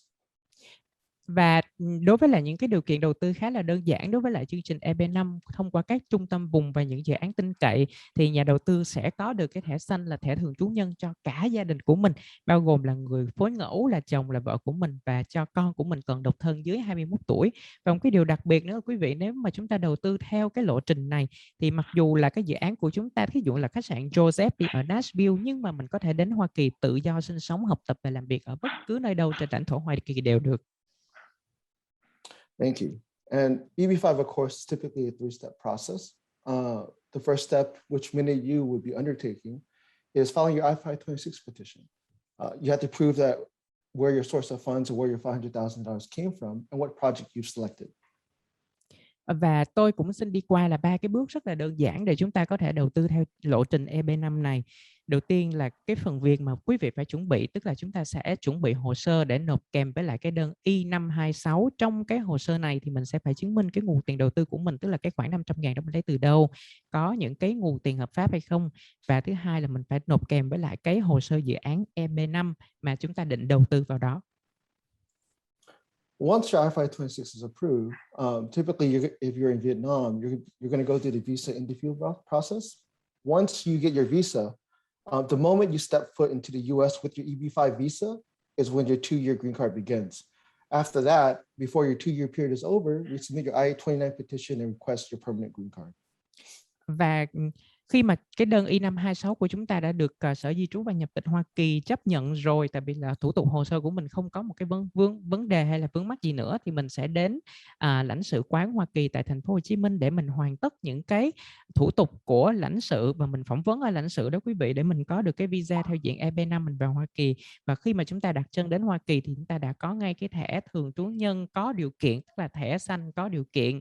Và trước khi mà cái thời hạn mà kết thúc của thẻ xanh có điều kiện này thì chúng ta phải nộp I-526, I-829 để, xin lỗi quý vị, I-829 để xin xóa bỏ tất cả các điều kiện của thẻ xanh có điều kiện này, thì mình sẽ có được cái thẻ xanh vĩnh viễn. Thank you. Okay. So source of funds. Everyone knows that when you invest at $500,000, you're going to have to explain to the government where your money came from. Where did you earn this $500,000 from? This is a list of typical sources that people use, but we've highlighted 2 sections because these are the sections that we see the most, especially for investors from Vietnam. Và như vậy thì một trong những cái yêu cầu đầu tiên của mình khi mà mình nộp đơn I-526 đó là quý vị phải đưa ra đủ cái hồ sơ và bằng chứng để chứng minh được cái nguồn gốc hợp pháp của khoản đầu tư cho mỗi suất đầu tư của mình là 500.000. Thì ở đây thì chúng tôi cũng ghi ra một cái danh sách là đây là những cái nguồn mà chúng ta có thể gọi là hợp pháp, và mình chỉ cần đưa đủ cái hồ sơ chứng từ chứng minh được thì là ok, là qua. Nhưng mà chỗ này chúng tôi cũng xin tô đậm, tức là nhấn mạnh thêm 2 cái nguồn ở đây cũng được xem là nguồn đầu tư hợp pháp mà chúng ta có thể có ở đây, và đặc biệt là đối với lại nhà đầu tư ở Việt Nam thì có thể là chúng ta có được cái nguồn tiền này đến từ 2 khoản này thì đều được chấp nhận. By far, the most common source of funds for any investor from Vietnam is a real estate transaction. Typically, what's going to happen is you have a piece of property or land that you bought a long time ago. It's preferable because typically you're going to show very little of your own money of where you earned it from. And later on when you sell it, the transaction is pretty straightforward. Như vậy thì thứ nhất đó là những cái khoản thu của chúng ta từ việc là mua bán hoặc là chuyển nhượng bất động sản, tức là khi mà chúng ta đã có một cái bất động sản, một tài sản hay là một mảnh đất mình để lâu quá rồi, mình được thừa hưởng lại chẳng hạn, và bây giờ thì mình bán đi, và cái tiền lấy được từ cái giao dịch đó thì được xem là cái nguồn vốn hợp pháp. And the second category I highlighted is it's becoming much more common in the past year. from investors inside the US and overseas, and that's cryptocurrency. We're not going to go into this long discussion of Bitcoin or Ethereum, but what we will say is it's becoming much more common. And if you have cryptocurrency, yes, you can use it for EB5. Please contact the Khai Phú team in our firm. We're happy to walk you through the process. Và một trong những cái nguồn vốn thứ hai mà dạo trong những năm gần đây nó cũng khá là phổ biến và nổi lên rất là mạnh mẽ trong những nhà đầu tư ở Việt Nam, đó là cái nguồn vốn đến từ việc là mình kinh doanh, mình trade các cái loại tiền mã hóa. Đấy, thì đây là một cái nguồn vốn cũng khá là mới. Thành ra là cái quy trình của nó để chứng minh thì nó cũng hơi zigzag một chút, nhưng mà đội ngũ tư vấn của Khai Phú với lại là hãng luật của chúng tôi sẽ làm cùng với lại quý vị để chứng minh được cái nguồn gốc hợp pháp của cái nguồn vốn đến từ các loại tiền mã hóa này. Nhưng mà cái điểm chính ở đây là tiền mã hóa cũng được chấp nhận như là một nguồn vốn hợp pháp để chúng ta hoàn tất hồ sơ I-526 cho các khoản đầu tư của mình theo chương trình EB5. Some investors are thinking about using right now because, as I understand it, for Vietnam, you still don't have to pay taxes on your cryptocurrency. In the US right now, it would be cheaper for you to use, but in the future, they may raise the taxes on that. So if you're thinking about using cryptocurrency, it's probably better that you think about doing it sooner rather than later. Và đối với lại những quý vị nào mà có cái ý định chứng minh là cái nguồn vốn của mình để đầu tư vào một cái suất EB5 như thế này là đến từ các tiền mã hóa đó, thì tôi khuyên một cái lời khuyên chân thành của tôi dành cho quý vị là chúng ta làm gấp những cái thủ tục này trong cái thời điểm này đi, để tranh thủ những cái quy định về thuế đối với lại các cái khoản thu lợi, các cái khoản thu nhập từ tiền mã hóa nó còn chưa rõ ràng. Ở Việt Nam thì là mình không có đóng thuế rồi, còn ở Hoa Kỳ thì cái thuế thu nhập được đánh lên trên tiền mã hóa thì là có, nhưng mà nó cũng còn ít. Nhưng mà trong tương lai thì là cái thuế nó sẽ được tăng lên. Thành ra là nếu như mà quý vị có cái ý định là dùng cái nguồn tiền mã hóa này làm chứng minh thu nhập cho cái suất đầu tư của mình, thì quý vị tranh thủ thời gian và cơ hội này. Okay, so that's the background and everything else, but I'm sure that everyone in Vietnam has been seeing there's been new news, new developments that's pretty exciting for the EB5 program. So what's going on right now with the EB5 program? Như vậy thì đó là cũng là một số những cái thông tin rất là cơ bản về chương trình đầu tư EB5 để chúng tôi cung cấp đến quý nhà đầu tư. Nhưng mà trong một vài tháng gần đây thì quý vị thấy là cái chương trình EB5 này rất là sôi động bởi những cái thay đổi mới, những cái diễn tiến mới của chính phủ Hoa Kỳ và nền lập pháp của Hoa Kỳ. Thành ra là chúng tôi cũng muốn tư vấn thêm cho quý vị cũng như là cập nhật những cái thay đổi mới của chương trình. Long story short, for the first time in maybe 3 years, at the beginning of 2021, if you wanted to invest in EB5, it would cost you a minimum of $900,000, and you might have to wait for over 7 years before you enter the US. Và thực ra thì chỉ vào đầu năm 2021 thôi, tức là vào khoảng tháng 12 năm cũ và tháng 1 của năm 2021. Nếu mà chúng ta muốn đầu tư theo cái lộ trình EB5 này thì một suất đầu tư của mình là $900,000 và chúng ta phải chờ đến 7 năm trong cái hồ sơ tồn động, tức là cái backlog rất là dài. Now we have two gifts. We have a window of opportunity. So the common questions that we get nowadays are, is it true? Is it true that I only have to invest $500,000? And just as importantly, is it true that there's no more backlog for Vietnam? That would only take me about maybe 3 years to enter? The answer to both those questions is yes and yes. Và thực ra thì ở đây trong cái thời điểm này là một cái thời điểm vàng đó quý vị, tại vì cái cánh cửa cơ hội của mình nó đang mở ra, và không biết là nó chỉ mở ra trong một cái khoảng thời gian ngắn mà thôi. Tức là nếu mà có ai đó mà hỏi tôi rằng là anh Phương ơi, có phải là bây giờ cái suất đầu tư của chương trình EB5 mỗi suất nó còn có 500.000 thôi hay không? Và thứ hai là cái backlog, tức là cái hồ sơ tồn của Việt Nam thì nó không còn nữa. Cho nên là chúng tôi chỉ cần chờ là trong vòng 3 năm là có thể là hoàn tất là có được phê duyệt rồi. Hai cái điều này tôi nghe như vậy là có đúng hay không? Thì câu trả lời của tôi dành cho các anh chị là có và có. Without getting into too many of the technical details, so the common question is also, well, why is it $500,000 now? It sounds too good to be true. I thought the government passed the law where it's $900,000. Để trả lời cho câu hỏi thứ nhất là bây giờ tại sao nó còn có 500.000 thôi? Tại vì là trước đó, tức là chỉ mới vào năm nay thôi thì nó là 900.000, và bây giờ vì sao mà nó tuột xuống còn có 500.000? Thì tôi sẽ không có đi vào những cái yếu tố rất là rắc rối trong cái nền lập pháp của Hoa Kỳ, mà xin giải thích ngắn gọn thôi. I'm here to assure you that it's not a scam. It really is $500,000. I think it's understood that we were part of the group and our client helped sue the government to void the 2019 regulations. Basically, the November 2019 regulations that raised the investment amount, we had a judge throw it out. So those rules are no longer there. And right now it is at $500,000.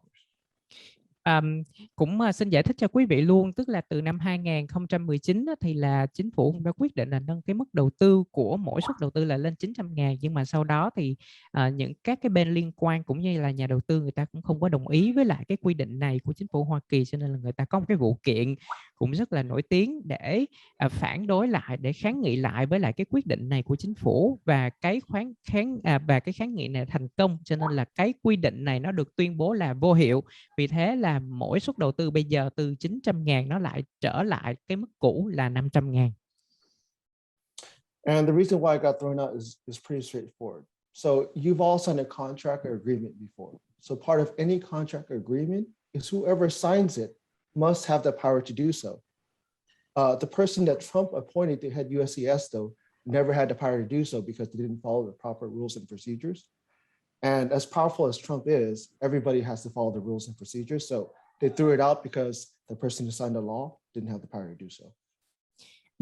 Như vậy thì cũng có thể giải thích được như thế này quý vị, tại vì là trước đây những cái nhà đầu tư người ta cũng đã biết đến cái chương trình EB5 này với lại cái suất đầu tư là 500.000 và người ta đã đồng ý tham gia vào chương trình, có nghĩa là người ta đã ký một cái thỏa thuận với lại chính phủ Hoa Kỳ là tôi đã đồng ý với lại cái mức này, thì không có lý do gì mà chính phủ để đi lật kèo, tức là bây giờ lại tăng lên mức 900.000. Thì những cái quy định mới như thế đối với lại chính quyền Trump cũ thì tại vì là tổng thống Trump là có những cái rất là khắt khe trong những cái quy định về đầu tư, cho nên nhiều khi nó vượt lên trên luật. Nhưng mà sau này khi mà người ta kháng nghị trở lại thì thấy rằng là cái mức này là cái quy định này là nó phi lý, thành ra là người ta bãi bỏ, và vì thế cái suất đầu tư của ta là nó trở lại thành 500.000. So that's why it's $500,000. Now, why is it 3 years? Well, quite simply, this is the reason why it's 3 years. So again, earlier this year, even back to like May or June, an investor from Vietnam probably had to wait 5 or over 7 years to enter the US. Now, if you are an investor in Vietnam and you are approved, there is an EB5 visa available to you right now. Như vậy thì còn cái quy định thứ hai là nó không còn cái hồ sơ tồn ở Việt Nam thì sao? Tức là vào khoảng tháng 5, tháng 6 năm nay thôi thì cái hồ sơ tồn của Việt Nam nó vẫn còn khá là dài. Tức là chúng ta phải chờ từ 5 năm đến 7 năm mới được gọi đi phỏng vấn. Nhưng mà bây giờ đó thì nếu như đây là cái khung thời gian vàng của ta, nếu mà ta tận dụng được, tại vì là hồ sơ tồn của Việt Nam thì là không còn nữa, cho nên là cái thời gian chờ đợi của mình khoảng là 3 năm thôi. So why does this affect our investors? Simply because most families that do EB5 are not doing EB5 to get rich. You're doing EB5 in order to move your entire family to the US for a better future. So those investors who before had a 15 or 16-year-old that couldn't go, now even your child's 18 years of age, you and your entire family can still file an EB5 petition and migrate to the US. Như vậy thì cái mục đích của gia đình của mình khi mà đầu tư định cư sang Hoa Kỳ theo diện EB5 là gì? Chúng ta không phải là cái mục đích qua bên đó để làm giàu với lại một cái suất đầu tư EB5 mà muốn sinh lãi từ đó thì là để làm giàu thì là không rồi. Cái mà mình mong muốn lớn nhất đó là gia đình của mình có thể đi sang Hoa Kỳ để có được cái điều kiện sinh sống, môi trường học tập và làm việc tốt hơn, đặc biệt là cho những người lớn tuổi có thể hưởng được cái an sinh của Hoa Kỳ, cũng như là cái thế hệ sau của mình là các em dưới 18 tuổi còn đi học. Thành ra là mình muốn có một cái điều kiện tốt hơn. So these are two latest visa bulletins. For August, you can see that Vietnam is current. And the second one shows that once a regional center program comes back, Vietnam would still be current. So that's why many investors are trying to prepare their cases in order to file their I-526 petitions when they're allowed to. Như vậy thì ở cái chương trình trước khi mà tức là các cái trung tâm, khi mà không có những cái trung tâm vùng, tức là những cái trung tâm vùng nó chưa có được ủy quyền trở lại thì là Việt Nam vẫn ở tình trạng là current là chữ C. Nhưng mà sau khi mà các cái trung tâm vùng trở lại được ủy quyền trở lại thì Việt Nam sẽ vẫn tiếp tục là chữ C, tức là cái tình trạng là current. Thành ra là các cái hồ sơ sẽ đối với lại các khách hàng đầu tư ở Việt Nam trong thời điểm này sẽ được tính tiếp cho giai đoạn tiếp theo. So what's going on the Regional Center program? It's by far the most popular version of the EB-5 program, but I'm sure, as most of you've heard, it has lapsed or has temporarily expired for right now.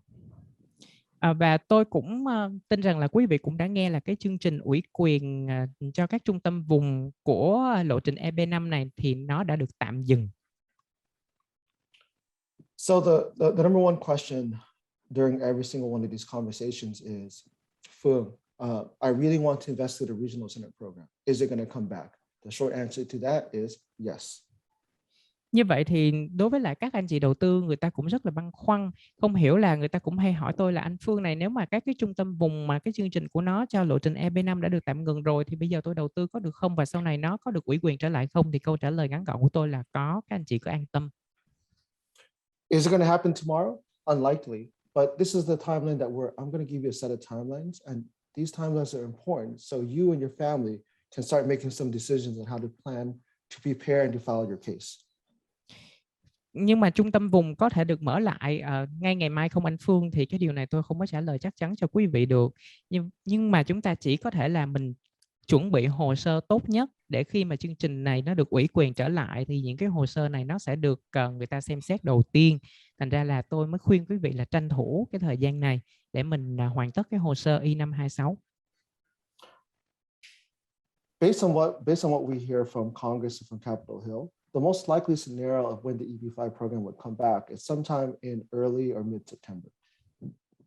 Và đối với lại những cái thông tin hành lang mà chúng tôi đã nghe từ các cái thượng nghị sĩ và hạ nghị sĩ ở đồi Capitol của Hoa Kỳ, là Quốc hội Hoa Kỳ, khi mà người ta làm luật thì cái chương trình này nó sẽ tiếp tục được ủy quyền là vào tháng 9, khoảng là cuối tháng 9, đầu tháng 9 hoặc là cuối tháng 9. Correct. And so why is that? The reason why is that right now, the most likely source that's going to extend or renew the Regional Center program is Congress. Congress right now is close to going on vacation again. They don't work a lot, right? But they are expected to vote on some major spending and budget bills in September. Và cái lý do vì sao mà lại có cái sự đình hoãn như thế, một phần nữa cũng là vì cái lý do dịch và các cái công tác chống dịch ở Hoa Kỳ. Cho nên những cái vấn đề này thì được hai lưỡng viện Quốc hội của Hoa Kỳ người ta sẽ xem xét sau. Nhưng mà khoảng là vào tháng 9 thì người ta sẽ mà biểu quyết trở lại để xem có tiếp tục ủy quyền cho các cái trung tâm vùng hay không. The two most likely scenarios of how they would pass or renew EB-5 is one, a standalone bill, or two, which is we think the more likely situation, and so does most of the industry, EB-5 will be included as part of a budget or spending bill. That way it's easier to pass as part of an overall bill, and there's less of a fight over it. Như vậy thì người ta đang cân nhắc như thế này quý vị, đối với lại cái cơ cấu của chương trình EB5 nó sẽ được thay thế một chút. Sẽ có hai cái khả năng, một là chương trình EB5 nó sẽ nằm trong một cái dự luật độc lập, riêng cái dự luật này là về cái chương trình EB5 mà thôi, thì điều này nó có khả năng xảy ra, tại vì đây suy cho cùng nó cũng chỉ là một cái chương trình gọi vốn đầu tư từ nhà đầu tư nước ngoài mà thôi, nên nó sẽ không có thành cái dự luật riêng. Mà cái mà chúng tôi kỳ vọng nó có thể trở thành sự thật đó là cái chương trình EB5 này nó sẽ nằm trong cái dự luật về ngân sách và cân đối ngân sách của chính phủ Hoa Kỳ.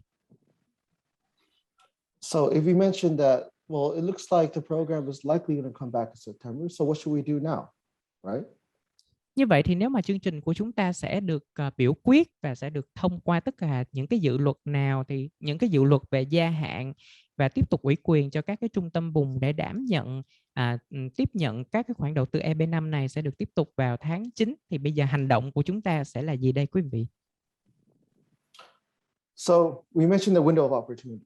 Window of opportunities, when they open and you can take advantage of them, are fantastic, but they don't last forever. Chúng ta thấy rằng ở đây thì mình có một cái khoảng thời gian vàng, mà nếu như mà chúng ta không có tận dụng mà tranh thủ cái khoảng thời gian vàng này, cơ hội mình sẽ trôi qua. Let's think about the normal decision-making process and what every single EB-5 investor has to go through. One of the longest processes that will take is investors preparing their source of funds. Như vậy thì đây là cái quy trình cho một nhà đầu tư EP5. Chúng tôi nhận thấy rằng là cái phần mà quý vị phải làm, phải chuẩn bị đó là phần bổ sung hồ sơ để hoàn tất cái hồ sơ nộp kèm theo đơn I-526, nhất là cái khoản về chứng minh tài chính. An investor without any help can take 2-3 months or longer, but an investor with a good or experienced law firm behind them and an agency that works really hard, such as Khai Phú, can do this much faster. Nếu mà chúng ta là một nhà đầu tư độc lập mà chúng ta muốn tự tay mình là hoàn tất những cái thủ tục và hồ sơ cho EP5 thì mình phải đi tìm hiểu. Mình tìm hiểu rồi thì mình phải thu thập hồ sơ và chứng cứ cho cái khoản nguồn vốn của mình nữa. Và tất cả những cái quy trình này nếu mà mình làm riêng một mình, tự thân mình làm rất là chăm chỉ và mỗi ngày thì mỗi làm chút đó, mình sẽ tốn từ 2 đến 3 tháng. Còn nếu như mà chúng ta có cái sự hỗ trợ của một công ty luật đứng đằng sau, chúng tôi đã rành đường đi nước bước rồi, cùng với lại một cái công ty tư vấn uy tín thì thời gian này nó sẽ ngắn hơn rất nhiều. The issue we have for our investors from Vietnam is similar to the issue we have for our investors from India.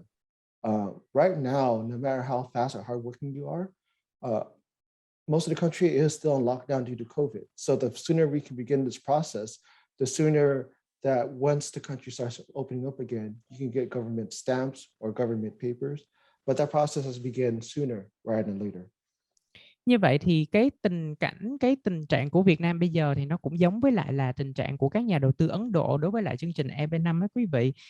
Mặc dù là chúng ta sẽ chuẩn bị được hồ sơ rất là nhanh, rồi là chúng ta biết hết tất cả các đầu mối liên lạc để mình ra hết tất cả các loại giấy tờ, nhưng mà có một cái như thế này là tất cả những thành phố của mình hoặc là cơ quan nhà nước cũng đang trong cái tình trạng là phòng chống dịch và bị phong tỏa hoặc là bị cách ly hoặc là bị cô lập, cho nên là cũng không có ký tá được gì cả. Nhưng mà đối với lại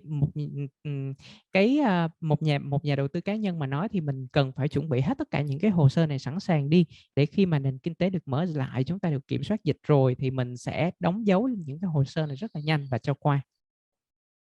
Because keep in mind this, so we always have forecasted estimates of when things will open up.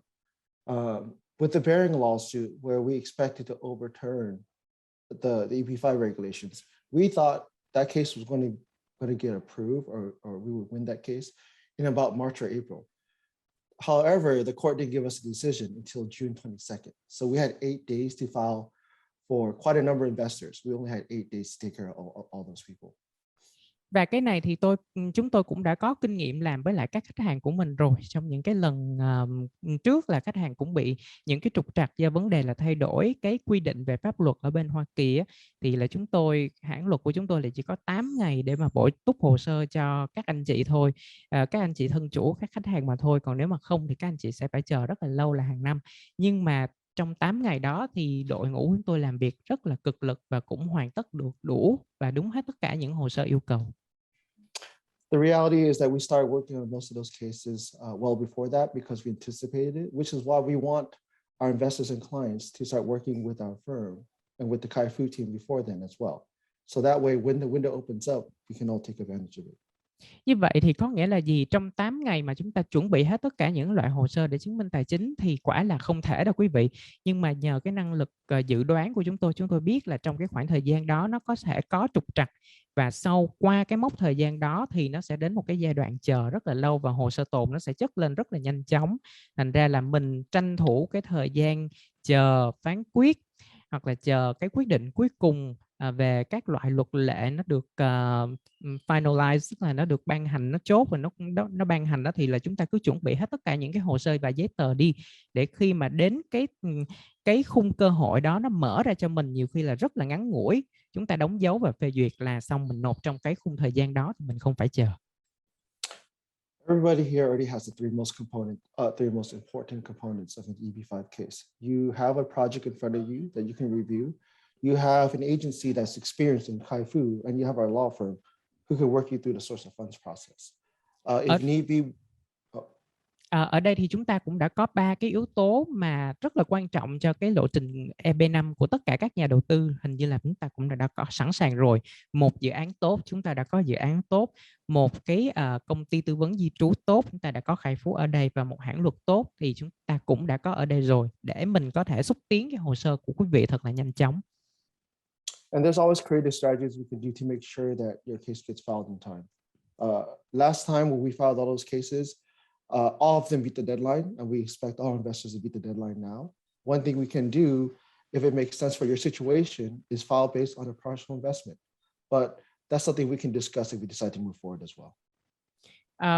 Cho nên là chúng ta sẽ tận dụng cái thời gian này để mình hoàn tất tất cả những hồ sơ, giải đáp hết tất cả những vấn đề mà quý vị còn thắc mắc và bổ sung hết tất cả những giấy tờ mà bên Sở Di trú và Nhập tịch Hoa Kỳ yêu cầu, để sau này khi mà cái chương trình nó được ủy quyền trở lại thì chúng ta sẽ nộp ngay tức khắc, khi mình là những người đầu tiên, không phải chờ lâu.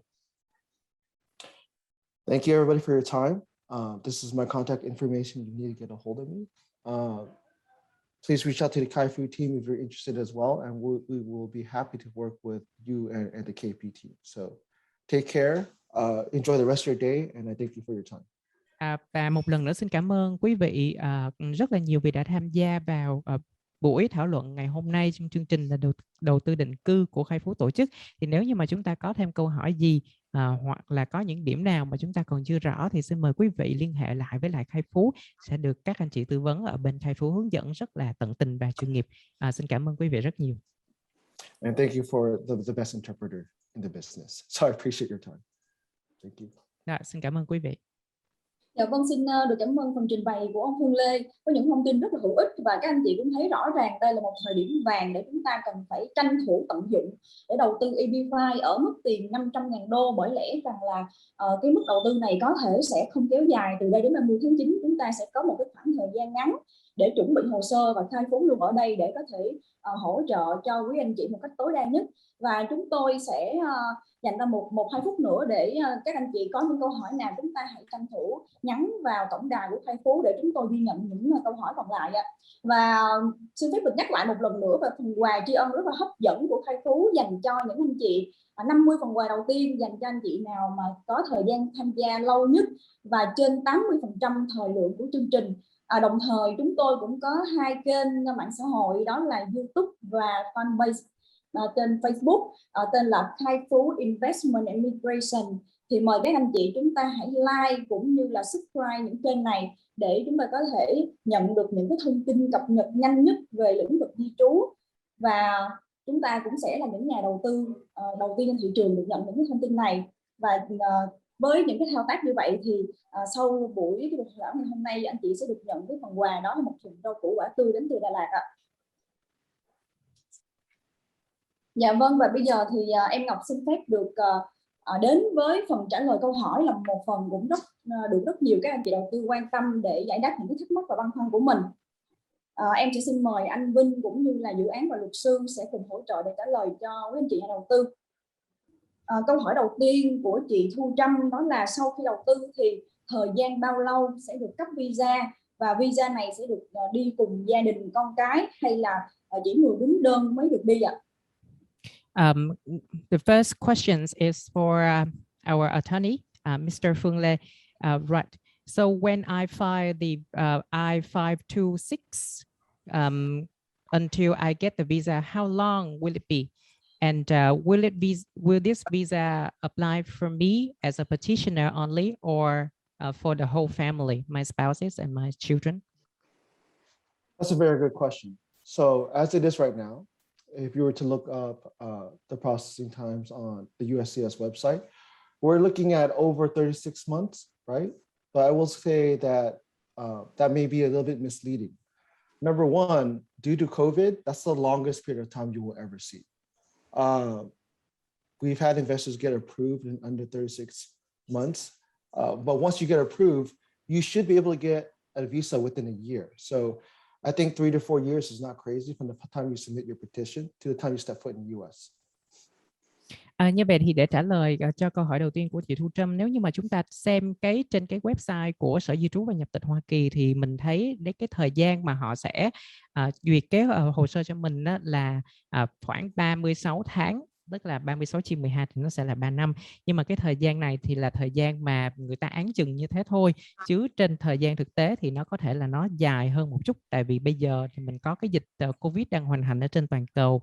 Như vậy thì từ khi mà mình nộp cái đơn I-526 của mình cho đến khi mà mình nhận được cái phê duyệt của Sở Di trú và Nhập tịch Hoa Kỳ, nó có thể là nó khoảng là 3 năm 36 tháng, và sau đó thì là mình sẽ có 1 năm nữa thì mình mới được gọi lên để phỏng vấn visa. Như vậy thì toàn bộ cái quy trình từ khi ta nộp đơn cho đến khi mà ta được gọi phỏng vấn visa là khoảng từ 3 đến 4 năm. But to the more important part of the question, once you get the EB-5 visa, it's for you and your entire family. So as long as you still have a husband and you want to include him, he can come along. And all your unmarried kids under 21 can come along too. Như vậy thì còn cái vế 2 của câu hỏi của chị là cái visa này cho mình thôi hay là cho cả cái gia đình của mình. Thì nếu tại cái thời điểm mà chúng ta được cấp visa đó mà gia đình của mình là vẫn còn chồng và còn con dưới 18 tuổi thì những người phụ thuộc này đều có thể đi theo và có visa cả.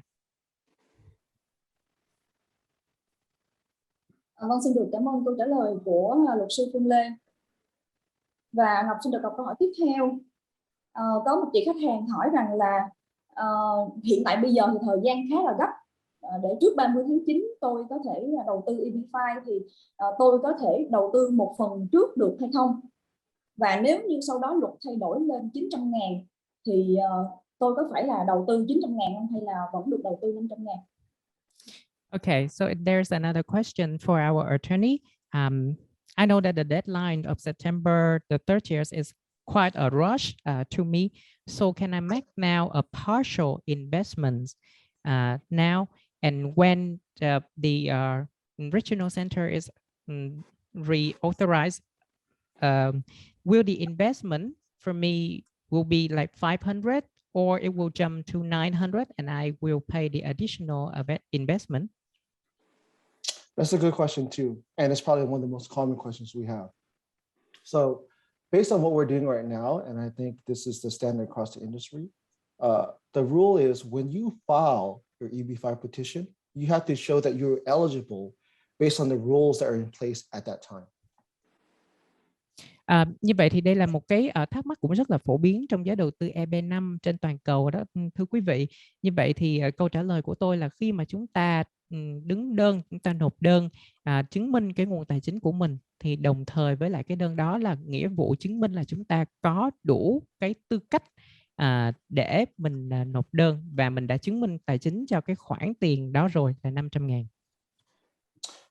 Right now, if you were to file any EB-5 petition right now, the required minimum investment amount is only $500,000. Như vậy thì từ đây cho đến 30 tháng 9 thì chúng ta vẫn còn một cái khung thời gian khá là ngắn để mình đi theo cái quy định cũ, đó là mình chỉ cần có cái suất đầu tư là 500.000 thôi. So the basic legal strategy is this. When we submit your I-526 petition, we are not simply submitting a partial capital contribution. What we are saying is that we are submitting this petition based on the required minimum investment amount in effect at that time. So we will put down your down payment and we'll fund the remaining amount, say within a year. Như vậy thì để chúng tôi có thể hỗ trợ cho quý vị khách hàng là được tốt nhất thì theo cái yêu cầu của Sở Di trú và Nhập tịch thì chúng ta phải chứng minh tài chính cho toàn bộ cái khối số giá trị của một cái suất đầu tư luôn là 500.000. Cho nên là nếu mà quý vị chưa có thể thu xếp được tài chính, chúng ta có thể chỉ nộp được một phần thôi thì chúng tôi sẽ hỗ trợ quý vị cái phần còn lại và quý vị sẽ hoàn trả cho chúng tôi trong vòng 1 năm sau. Đó, nhưng mà cái hồ sơ mà chúng ta nộp lên cho Sở Di trú và Nhập tịch Hoa Kỳ là mình phải chứng minh toàn bộ luôn cho cả một cái khối tiền như thế là 500.000. So typically what happens is that we finish funding within a year and then we walk away. We tell them we're done. But however, we also understand that there's some fear about the future. So we also have a provision, I believe also Brevet has provision, where if need be for any in the worst case scenario, if you had to fund the remaining amount, that amount would be there as well. But we are filing based on $500,000. Và chúng tôi thì khi mà mình hoàn tất được cái số tiền đó để mình nộp để đứng đơn cho Sở Di trú và Nhập tịch Hoa Kỳ á, thì là chúng ta sẽ tiếp tục, tức là quý nhà đầu tư sẽ tiếp tục hoàn trả lại, thực hiện cái nghĩa vụ hoàn trả lại các khoản đầu tư cho chúng tôi là trong vòng 1 năm. Và hãng luật của tôi cũng như là ở bên Brevet Capital thì người ta cũng có những cái cơ chế để hỗ trợ cho quý nhà đầu tư như thế nếu mà chúng ta chuẩn bị một cái khoản tiền là 500.000 không kịp. And I can tell you this, essentially, it's very rare in the future for if there is a new law for the government to apply it backwards, retroactively. So typically, if there is an increase in investment amount, it must be applied forward. If they do try to apply it to every single investor that has already filed, what you're going to have is a major lawsuit against the government again. Once that happens, it wouldn't just be you. We know at least 400 investors filed in the month of June. So you're going to have a lot of friends suing the government too. Như vậy thì còn có cái câu hỏi thứ hai của chị là nếu như mà sau ngày 30 tháng 9 thì chính phủ Mỹ quyết định là nâng cái suất đầu tư đó lên 900.000 thì liệu mà chúng ta có phải đóng thêm hay không? Thì xin thưa với chị rằng là những cái quy định pháp luật của Mỹ thì là người ta sẽ không có hồi tố trở ngược về trước như thế. Tức là những cái luật nào mà nó ra thì cái thời điểm hiệu lực của nó là nó sẽ tiếp tục về sau chứ nó sẽ không đi ngược trở lại. Còn nếu như mà trong cái trường hợp rất là hãn hữu mà nó đi ngược trở lại á, thì là quý vị có thể có một cái đơn kiện tập thể, tại vì tôi biết là trong tháng 6 này có khoảng là 400 cái đơn EB5 đã được nộp mà theo cái chương trình này, thành ra là đủ số để mà chúng ta có thể có một cái đơn kiện tập thể để kiện lại cái phán quyết này. Vâng, xin cảm ơn câu trả lời cũng khá là đầy đủ của luật sư Phương Lê. Và có hai khách hàng thì có cái câu hỏi về việc chứng minh nguồn tiền thì Ngọc xin phép gộp lại để luật sư có thể tư vấn định hướng cơ bản. Còn khi mà đi sâu vào đặc thù và chi tiết của từng hồ sơ thì đại diện của Khai Phú cũng như là các chuyên viên tư vấn sẽ dành thời gian để có thể nói sâu hơn. Thì Ngọc vẫn đọc câu hỏi lên đây như sau ạ. Nếu như tôi là một môi giới bất động sản tự do thì chứng minh như thế nào? Và một khách hàng thứ hai đó là tôi có thể đầu tư bằng đồng Bitcoin hay không? All right. So here are the two questions for our attorneys regarding the source of fund. The first question is, I am a freelance real estate broker. How can I prove my source of fund? That is the first question. And the second question is that, can I use my Bitcoin to be the source of fund? It's funny because in these two questions, the Bitcoin one is easier, right? So let me start with the Bitcoin question first. Whether it's Bitcoin or cryptocurrency, you can use, it's perfectly legal to use that for your source of funds cases. And we have EB5 cases approved through Bitcoin. Và đối với lại hai câu hỏi này thì tôi xin trả lời câu hỏi về Bitcoin trước. Câu này nó có vẻ khó nhưng mà nó lại dễ. Thực ra là xin trả lời quý vị là được. Đã có một số nhà đầu tư người ta có thể dùng cái Bitcoin để chứng minh cái nguồn vốn đầu tư. So if you have Bitcoin, it's similar to right now, almost like proving your stocks, right? Show me at what point, what price you bought the Bitcoin. You're probably gonna have to give me access to your wallets with the transactions and everything else. And we'll use that as the basis to form an EB5 case. But obviously, most of these get a little bit more complicated. So once we get to sit down and have a consultation with you, we'll figure out what documents we need from you. Nhưng mà cái cơ chế để chứng minh thì nó cũng hơi lắt léo một chút xíu, tức là chúng ta phải chứng minh được là nó y như là thị trường chứng khoán thôi.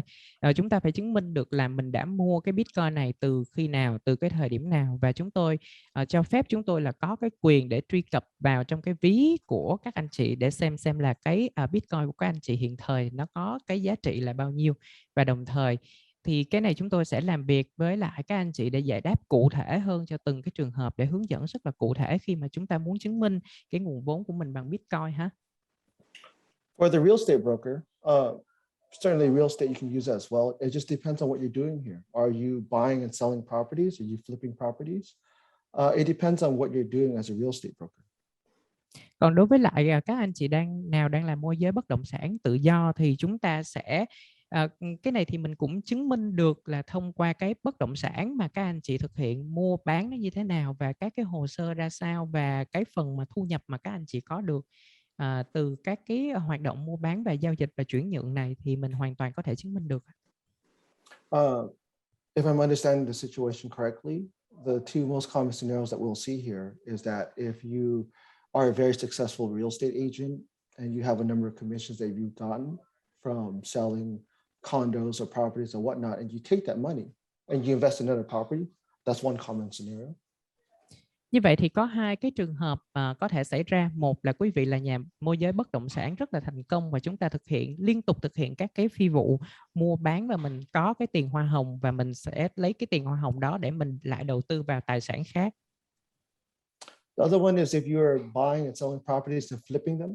you buy one and you fix it up and you flip it and everything else, then we would essentially have to do a trace of the property from the beginning to your subsequent properties as well. So they're both approvable. The analysis is just different.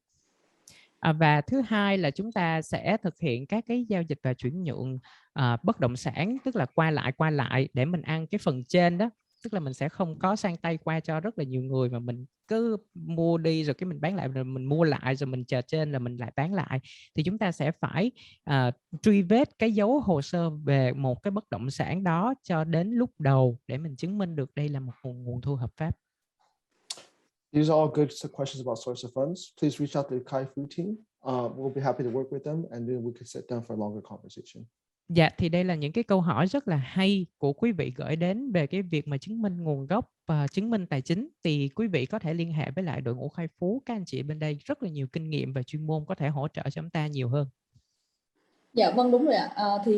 Sau buổi ngày hôm nay thì các chuyên viên tư vấn của chúng tôi sẽ ngay lập tức liên hệ đến với các anh chị để có thể hỗ trợ sâu sắc hơn về việc chứng minh nguồn tiền các anh chị ha. Và câu hỏi tiếp theo đến từ chị khách hàng là Tuyết Lan. Thì câu hỏi này có vẻ là dành cho cả dự án và luật sư. Đó là nếu như tôi đầu tư dự án trong 5 năm, 2 năm đầu dự án hoạt động ok, tạo ra được 10 việc làm. Tuy nhiên 3 năm sau dự án không hoạt động, thì như vậy có ảnh hưởng đến thẻ xanh của nhà đầu tư hay không? So this question is for the project team. For example, I decide to invest in this in 5 years, for example, of the project cycle. In the first 2 years, the project functions very well and can create like 10 jobs. But in the remaining 3 years, the project was like is like suspended and non-operational at all. Would it affect my green card process? That is an excellent question. The answer is no, it would not affect it because the jobs need to be created for a 2-year period. It does not need to be created and withstood for the duration of your investment. Và đây là một cái câu trả lời rất là hay. Tôi có thể trả lời ngắn gọn như thế này. Câu trả lời sẽ là không, nó không ảnh hưởng gì đến cái lộ trình thẻ xanh của ta cả. Tại vì là mà luật thì không có yêu cầu là 10 công việc này phải được duy trì trong suốt khoảng thời gian 5 năm đầu tư, mà chỉ cần là 10 công việc được tạo ra là đã đáp ứng đủ cái quy định rồi để chúng ta có thẻ xanh. I'd like to kind of jump in after what Jeff said too. This is a very common, it's a very important question. The short answer is, everyone's worried that what happens if my project disappears, if it goes bankrupt, if there's an earthquake and the project is gone, will I lose my green card? Thì đây cũng là một cái câu hỏi rất là hay mà tôi cũng thấy là cái băn khoăn của rất là nhiều nhà đầu tư. Tại vì nhiều nhà đầu tư thì người ta lo rằng là trong cái khoảng thời gian đầu thì dự án làm việc và sinh lợi rất là tốt, nhưng mà khoảng thời gian sau đó tự nhiên là dự án biến mất. Có thể là vì bất cứ một lý do gì, có thể là vì thiên tai địch họa, động đất hay là cái gì đó mà dự án ngừng hoạt động thì sao? So the benefit of investing through a regional center program project such as the Nashville Joseph Hotel is that in the regional center program, the jobs typically are going to be created from expenditures. You spend the money and the jobs are done. They're permanent. So for the Joseph Hotel, earlier on in Jeff's presentation, you remember, he has that very nice picture from it back in August of 2020. That project is done. That means if that project is done, those jobs are permanent. No matter what happens to the project later on, those jobs will always be there for you and your EB-5 petition. Như vậy thì tôi chỉ xin quý vị nhớ lại một cái slide rất là hay mà anh Jeff Kaiser đã chỉ ra cho quý vị trong cái bài trình bày về dự án khách sạn Joseph Marriott. Tức là khi mà khách sạn này đã được hoàn công và được đưa vào hoạt động là từ tháng 8 năm 2020 rồi, thì tất cả những cái hồ sơ về những việc làm tạo ra là đã xong rồi và cũng đã đóng rồi. Thành ra là nếu mà chúng ta đầu tư thông qua một chương trình trung tâm vùng như thế và vào một cái dự án rất là uy tín như là dự án khách sạn Joseph, thì có nghĩa là tất cả những cái công việc này đã được tạo ra và đáp ứng đủ quy định rồi, nó không biến mất nữa. Đó sẽ là những việc làm vĩnh viễn. Vâng, xin cảm ơn phần trả lời của dự án và luật sư. Chúng ta đến với câu hỏi tiếp theo. Câu hỏi này thì em xin phép mời anh Vinh sẽ trả lời cho khách. Đó là có hai khách hàng băn khoăn, có anh Tâm và anh Trung thì đang băn khoăn rằng là hiện tại thì gia đình đang có một cái khoản tiền mặt nhất định thôi nhưng mà chưa đủ 500.000, thì trong thời gian này thì Khai Phú có thể hỗ trợ được như thế nào với khách hàng ạ?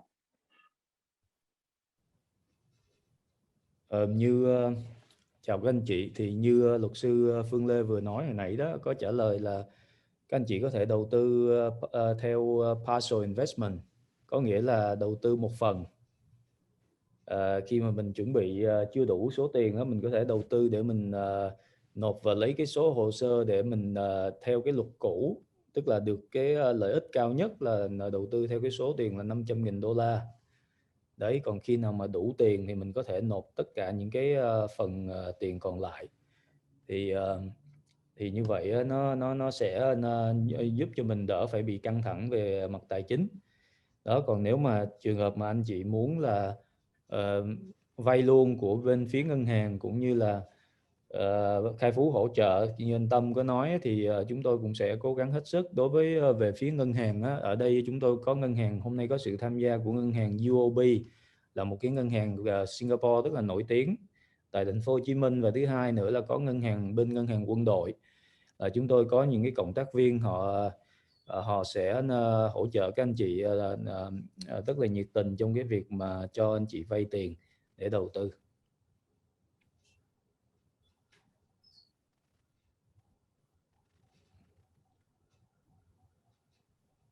Dạ vâng, như vậy rõ ràng là đối với cái giai đoạn này thì Khai Phú là một đơn vị đồng hành cũng là hết sức để có thể hỗ trợ đến các anh chị cùng với cái đối tác là ngân hàng. Thì nếu như mà anh chị đã có một cái kế hoạch cho cái việc định cư của gia đình mình thì ngay lập tức chúng tôi sẽ liên hệ để hỗ trợ, giúp cho các anh chị có định hướng tốt hơn liên quan đến hồ sơ.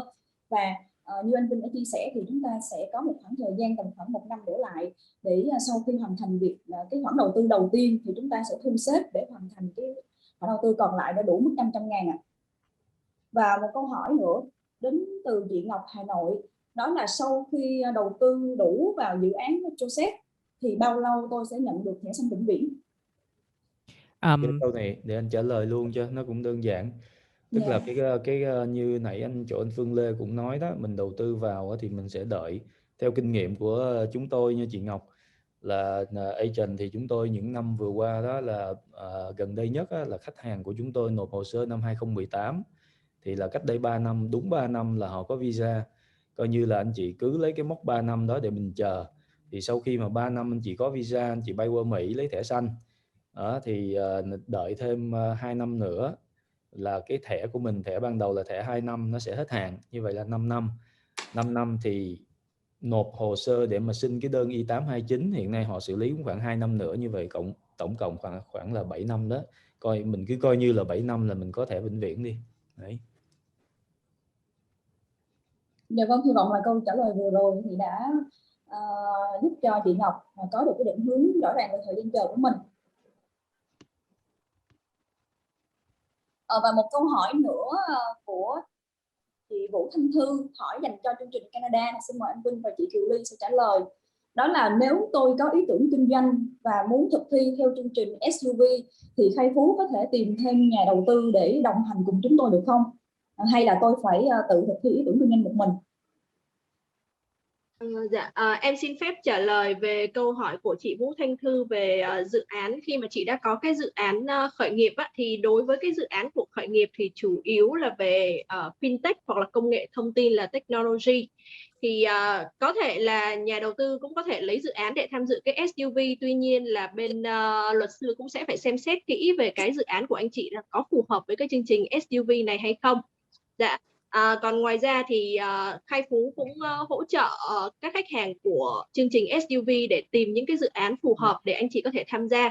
Thì mỗi cái dự án thì thường là có tối thiểu từ 3 tới 5 nhà đầu tư có thể tham gia chung một dự án khởi nghiệp này.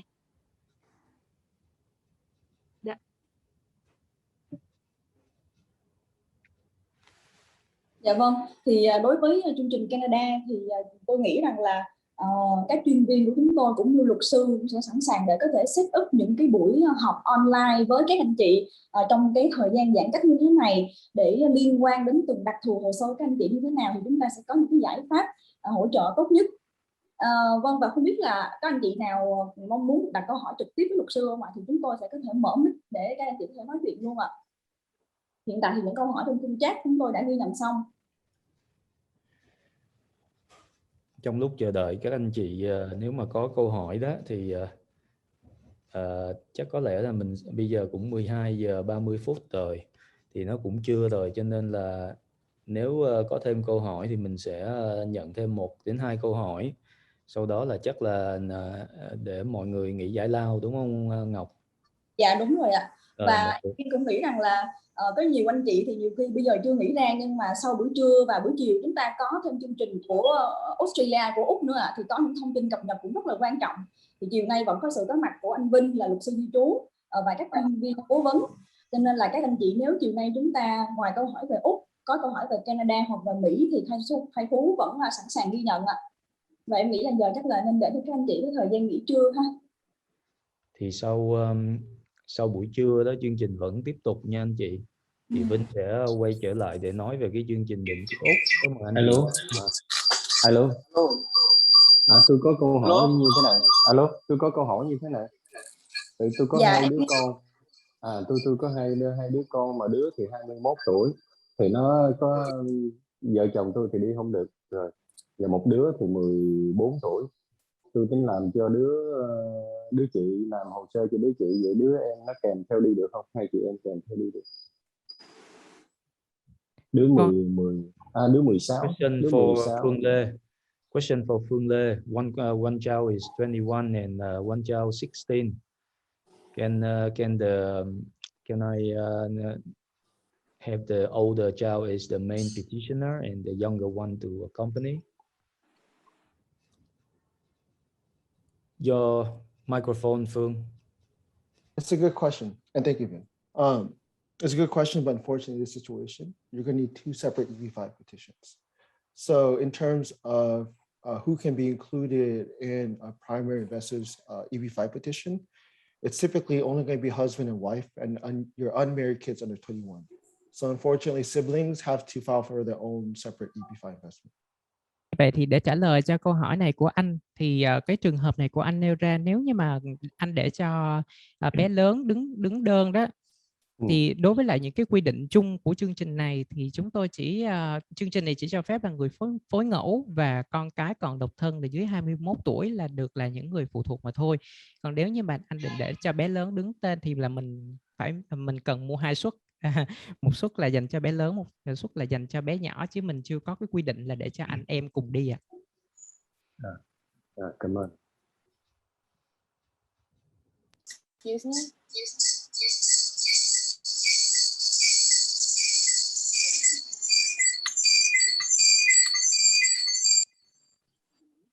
Dạ xin mời bạn đặt câu hỏi ạ. Can I buy for this investment?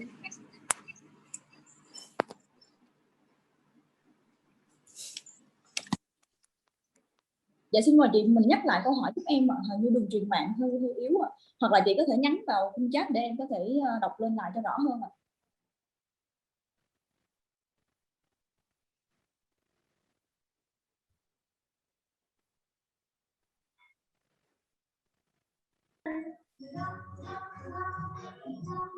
Cho tôi hỏi một chút. Dạ xin mời chị ạ.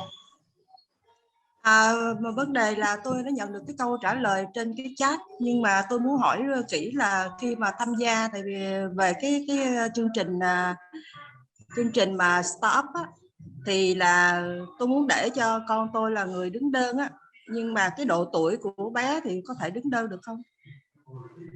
Bé tôi sinh năm 2002, tôi cũng đã gửi trên cái chat rồi. Tại vì về mặt tiếng Anh nó cái khó như thế này là tại vì công việc của tôi á, thì tôi không thể đứng đơn. Tôi đang có công việc kỹ thuật ở Việt Nam, nên là con tôi thì đã đi du học ở bên Ca cũng đã 5 năm, gần 5 năm rồi.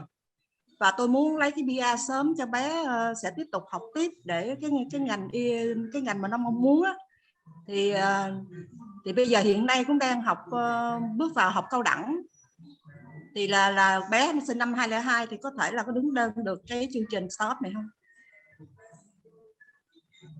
Dạ em xin phép trả lời câu hỏi của chị nó có lợi, Liên ha. Bé đó có lợi thế về tiếng Anh hơn tôi. Dạ, đối với cái chương trình Startup Visa thì họ không có yêu cầu về cái độ tuổi, thì có thể nộp cái hồ sơ. Tuy nhiên là đối với cái hồ sơ Startup Visa á, thì Khai Phú cũng như luật sư cần phải xem về cái thông tin hồ sơ của bé để có thể thẩm định được cái hồ sơ của bé có đủ cái điều kiện cho cái chương trình Startup Visa này hay không ha chị ha. Dạ. Thì nếu mà sau chương trình á, thì mình có quan tâm á, thì bên em sẽ xin phép một số những cái hồ sơ của bé nhà mình để bên em có thể gửi luật sư để thẩm định về cái hồ sơ này ạ. Dạ. Vì nãy tôi coi cái hồ sơ thì tôi thấy là cái độ tuổi từ 21 tuổi nên là tôi thắc mắc, nên tôi hỏi. Từ 21 tuổi đến 59 tuổi. Dạ. Dạ. 21 tuổi tới 59 tuổi là theo cái độ tuổi của cái chương trình Đạo Hoàng tử ha chị ha. Dạ.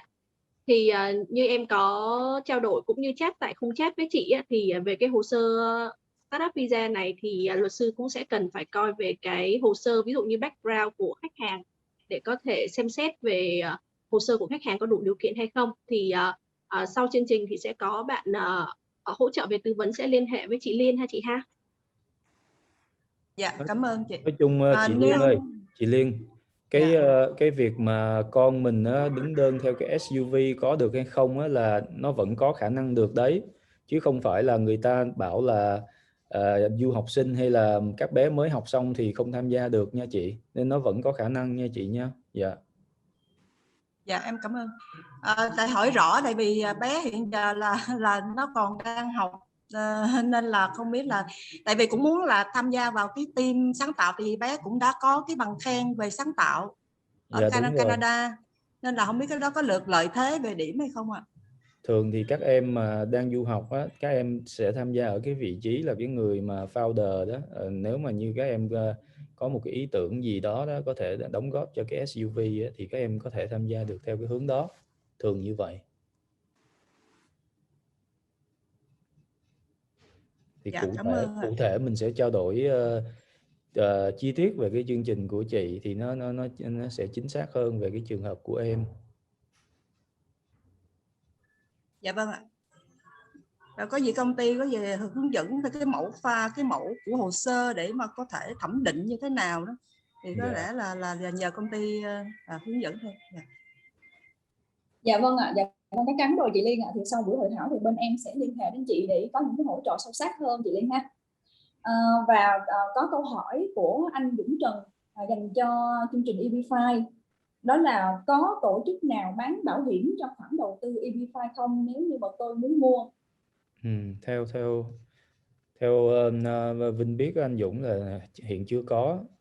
Đối với cái khoản đầu tư EB5 nó là khoản đầu tư theo quy định của Sở Di trú là đầu tư về kinh doanh, cho nên là theo mình biết là nó không có những cái bảo hiểm đó. Phương Lê có biết không Phương Lê ơi? Is there any insurance scheme for EB5? Cũng có thể có chương trình insurance. However, I think it's kind of unproven, to be honest with you. There are a couple of companies that are out there, but in terms of actually taking care of their investors and paying out, I don't think they're really proven yet. And I think we all know that insurance companies are not in the business of paying out money, right? So until we get a little bit more information from them, I would say that be very careful of any kind of insurance policy. Dạ, theo cái thông tin chung ở đây á, thì là mình chưa có một cái công ty nào đưa ra các cái chương trình bảo hiểm chính thức cho các cái khoản đầu tư EB5 cả. Để thành ra là mà khi mà các anh chị nghe thấy một bên nào mà người ta quảng cáo là có những cái chương trình bảo hiểm đầu tư như thế này thì các anh chị cẩn thận tìm hiểu. Về đây có 2 câu hỏi, chắc để anh trả lời, vì mình sẽ nhận 2 câu hỏi cuối cùng này để mọi người nghỉ trưa nhé. Ở đây lãi suất của ngân hàng MB thì sẽ theo chính sách lãi suất của ngân hàng. Lãi suất cho vay của họ thì bên ngân hàng Quân đội sẽ liên hệ với anh Tâm để trả lời cái câu này sau. Đấy, còn cái việc mà mình câu hỏi của chị Trâm, đầu tư EB5 thì mình chọn tỉnh bang sinh sống được hay không á, thì cái này á, là mình được tự do sinh sống ở bất kỳ cái nơi nào trên nước Mỹ. Đấy. Vậy bây giờ cũng trưa rồi thì xin mời các anh chị chắc mình cũng chuẩn bị nghỉ trưa và ăn trưa. Sau đó là Vinh sẽ quay trở lại chắc khoảng 60 phút nữa, đúng không Ngọc? Chương trình. Dạ đúng rồi. 1 giờ thì Khai Phú